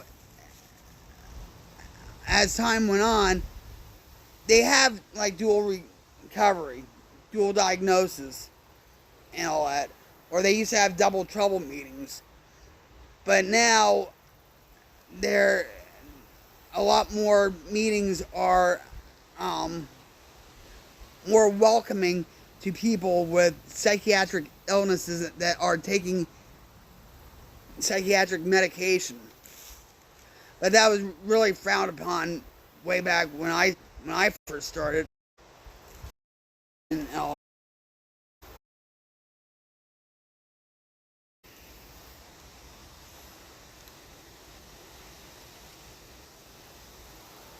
when writing or speaking publicly about alcoholism, we urge each of our fellowship to omit his personal name, meaning his last name, that himself in a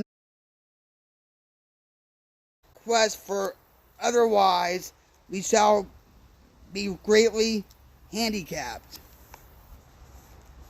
And they talk about this in the 12 traditions, where it's like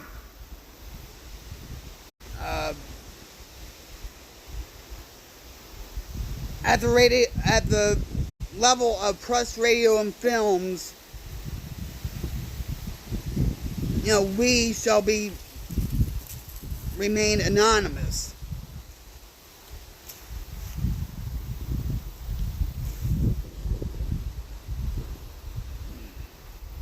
Because I knew judges, I knew cops, I knew, that were alcoholics, okay? Even way back when, and they didn't want, that. How did he stop drinking, and all that? Strength is in numbers, right? Actually, I have a story. This reminds me of one of my first meetings I went to. It was at a hospital,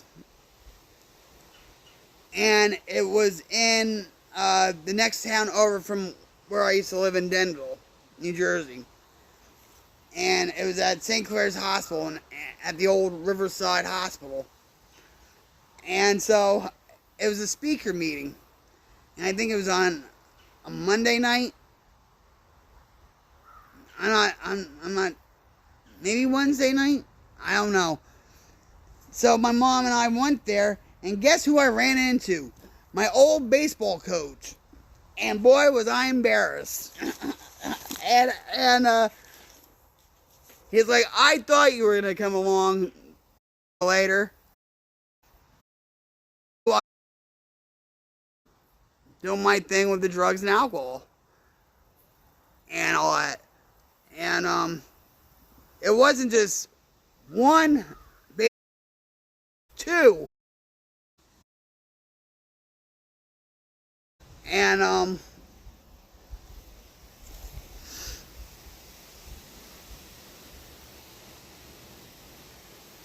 I guess I was ashamed,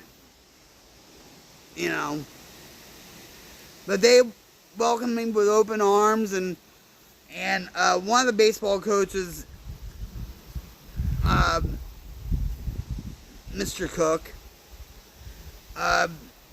his son was one of my best friends that actually hung himself.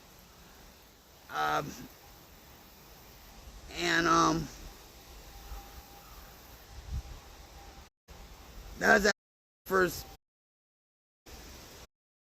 big loss.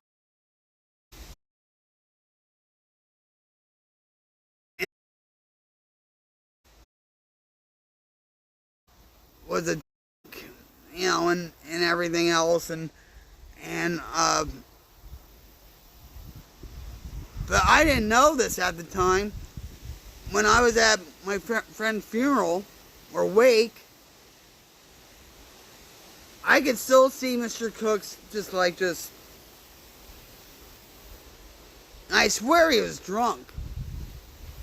But he was just emotionally drained. He was just in shock. And,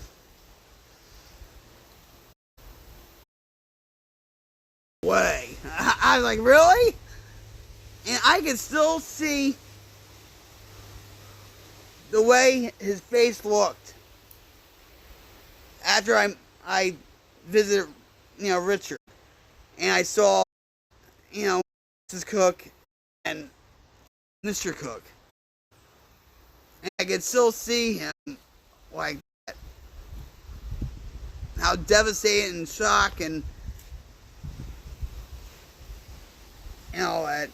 And after all that, he didn't relapse.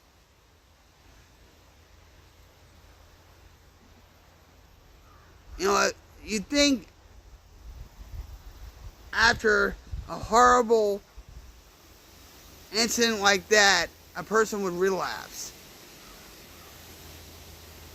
But he didn't. He stayed close to the program. He would take meetings at the box.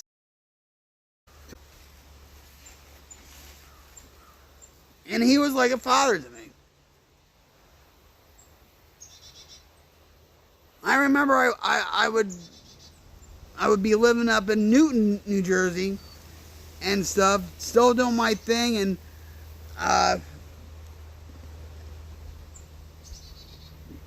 somebody from the Pyramid Club or whatever had like a 4th of July celebration or whatever, and they had this great big fireworks display and whatever, and they had it was an AA picnic pretty much, or whatever. And all the way up there in that area, guess who I ran into? Mr. Cook. And they were so happy to see me,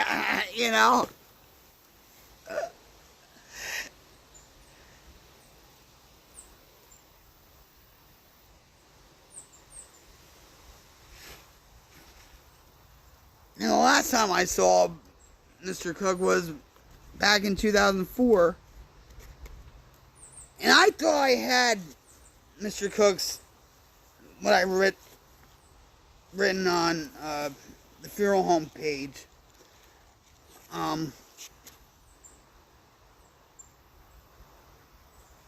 When he died. I didn't go to his wake. I couldn't.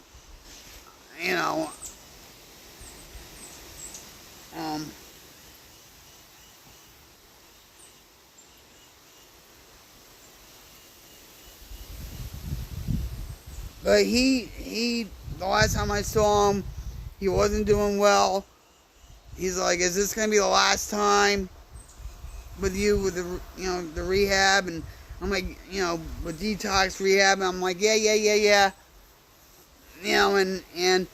And he told everybody in the group that he was my baseball coach. And he saw me hit my first home run over on field 1, Gardner Field, over the center field fence. And he couldn't believe it. But he was so proud of me.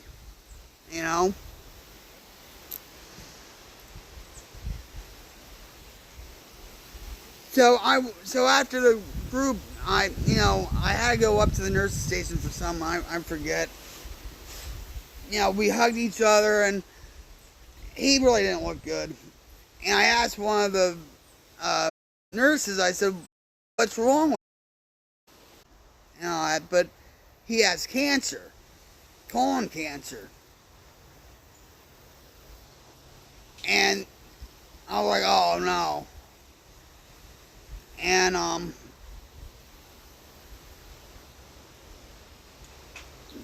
she didn't tell me, what his treatments were, what he was going through or whatever. But, things weren't looking good for him. And then I think a couple years after that, he passed away.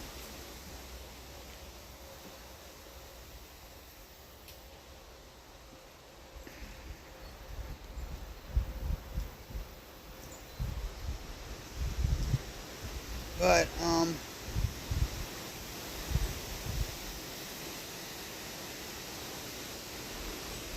I'm pretty sure that Mr. Cook is proud of me now.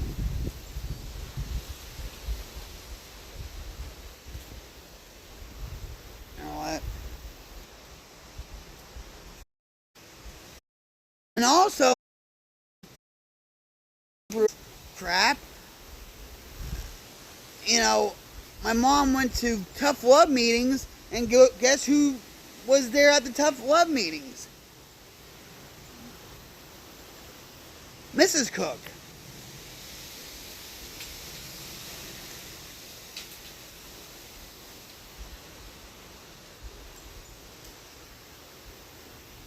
It was just, you know,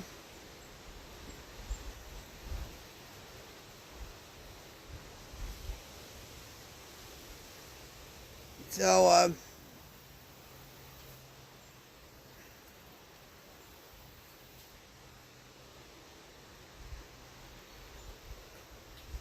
God puts people in your life for a reason, whether it be good or bad. You know, and Mr. Cook loved me. You know,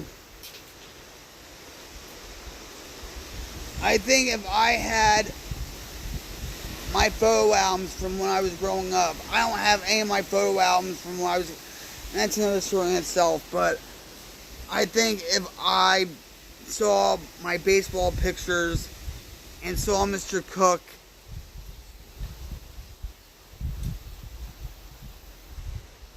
and even Mr. Brennan, I think I would just bawl my eyes out.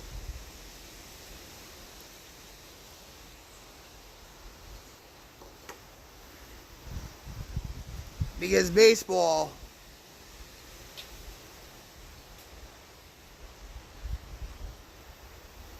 when I was growing up, baseball was my favorite pastime.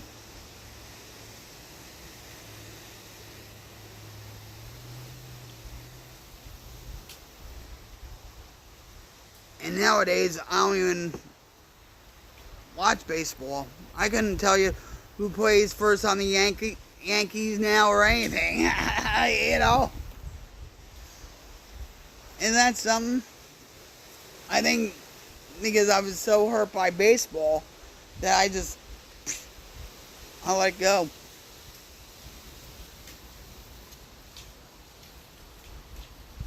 But yet, the drugs and alcohol were hurting me. But I didn't let that go until what? Until I was in my 40s. Or no, I'm sorry. You know.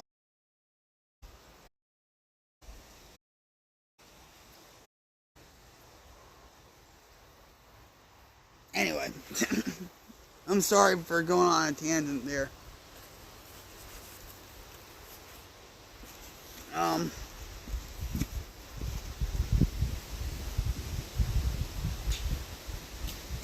And too, like in the traditions, one of the traditions is attraction rather than promotion, self-promotion.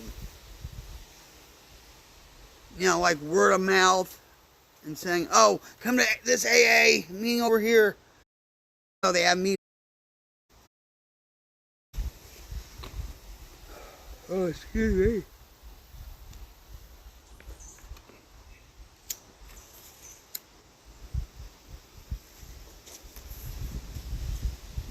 Uh,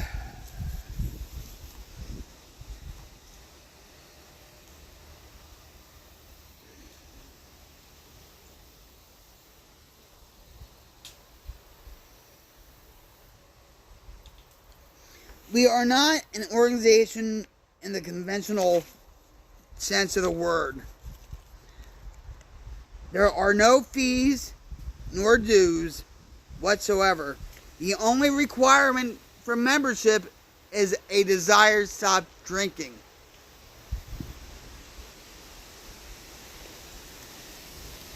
We are not allied with any particular faith, sect, or denomination, nor do we oppose anyone. And at the beginning of every meeting, they will talk about, the 12 steps and the 12 traditions. Every meeting,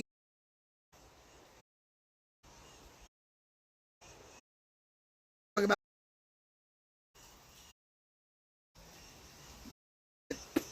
to, I guess, sooner or later. But those promises do materialize if you work for them. They might not come all at once, but they do happen. And I can vouch for that. Like, we will know peace, we will know happiness.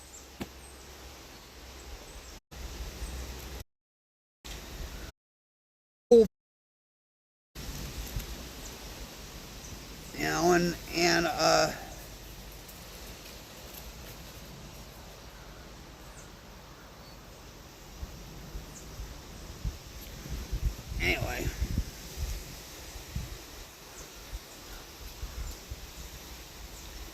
We simply wish to be helpful to those who are afflicted.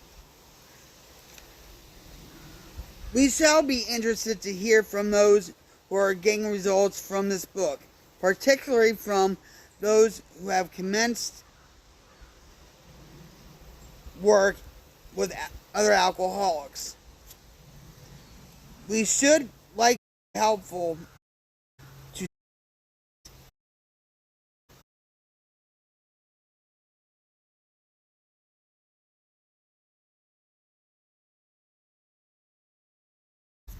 I guess we'll stop from there. And then we'll talk about the forward to the second edition and all that.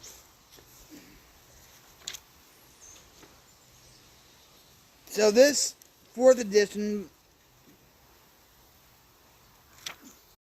book, 553 pages.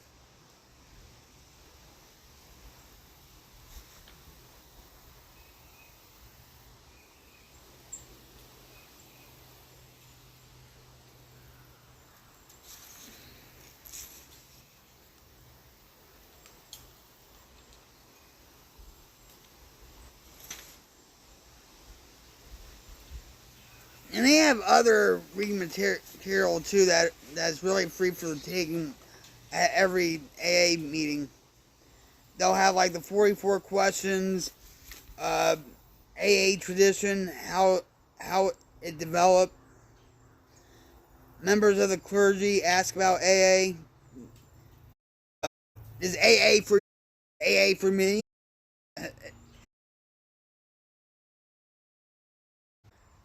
AA for the Native North American, AA for women, young people in AA,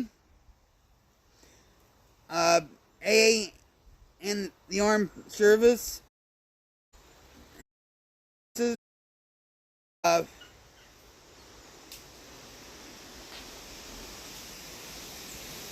brief guide to AA.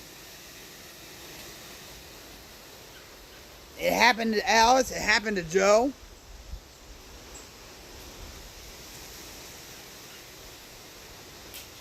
They have other books too, like I said, One Day at a Time. They have daily reflections, like a devotional, One Day at a Time. They have other books called Came to Believe, or As Bill Sees It. I had all those books. I don't even know where they are.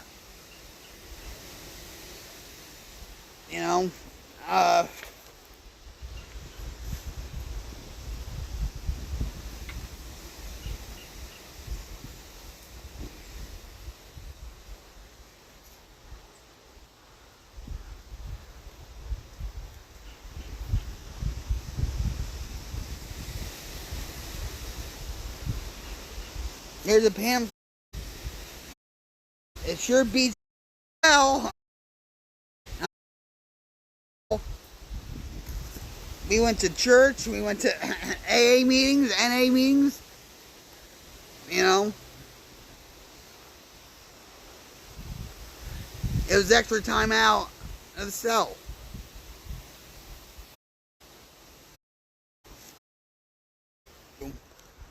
Any of you have questions about AA, NA, I am not a licensed therapist. I am not a licensed drug and alcohol counselor and whatever, but I will help out as best as I can with you. I give suggestions, I don't give advice. So it's like, you know, you're at a China buffet, right? You take what you want and you leave the rest.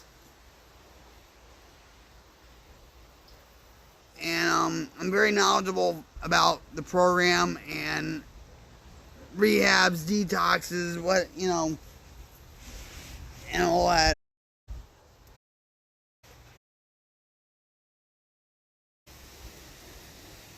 You know, you can have a better life. You know, I know people are going through difficult times now. You know, but you don't have to pick up that drink or drug.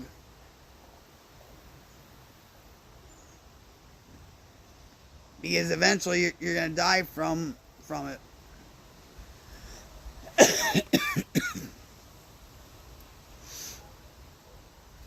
Just like I shouldn't be picking up cigarettes, smoking cigarettes.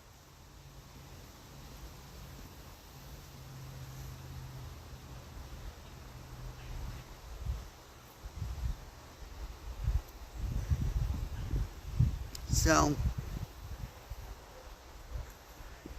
even if you know somebody that's struggling with drugs or alcohol, they can always come here on coming on the stream with them. And maybe you'll learn something about addiction or alcoholism that you didn't know. You know, and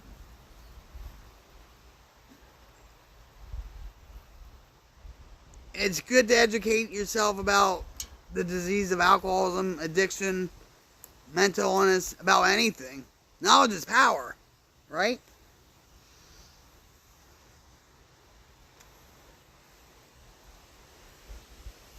You know, and like it said in the big book, addicts and alcoholics are just sick people, and they just want to get better. They just want to get well.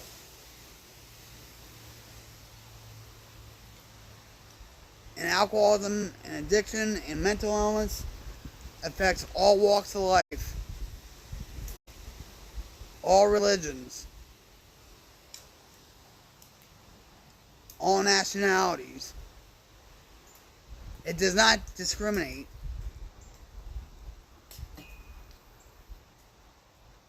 So,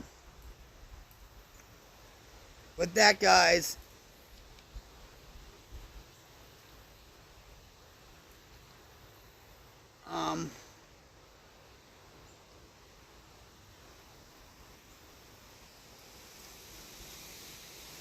I want to wish you a rocktastic day, a positive day. Get away from the white noise of the social medias.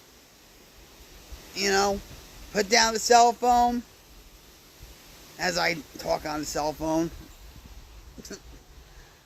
You know, do something different. Read a book. Go for a walk. Eat some candy that I'm going to eat after I shut off the stream.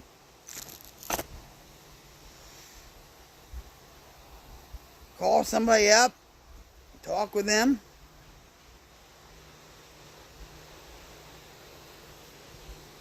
Do something special for yourself. And that's what I'm going to do after the stream. You know what I'm going to do? Eat a piece of candy. So, with that, guys, I'm Rocket Queen 71 coming at you live from my headquarters in Rock, Oklahoma. Stay safe, stay positive, and be a light in this world. Because believe it or not, guys, signing off, guys. Take care. Positive vibes, guys. Positive vibes.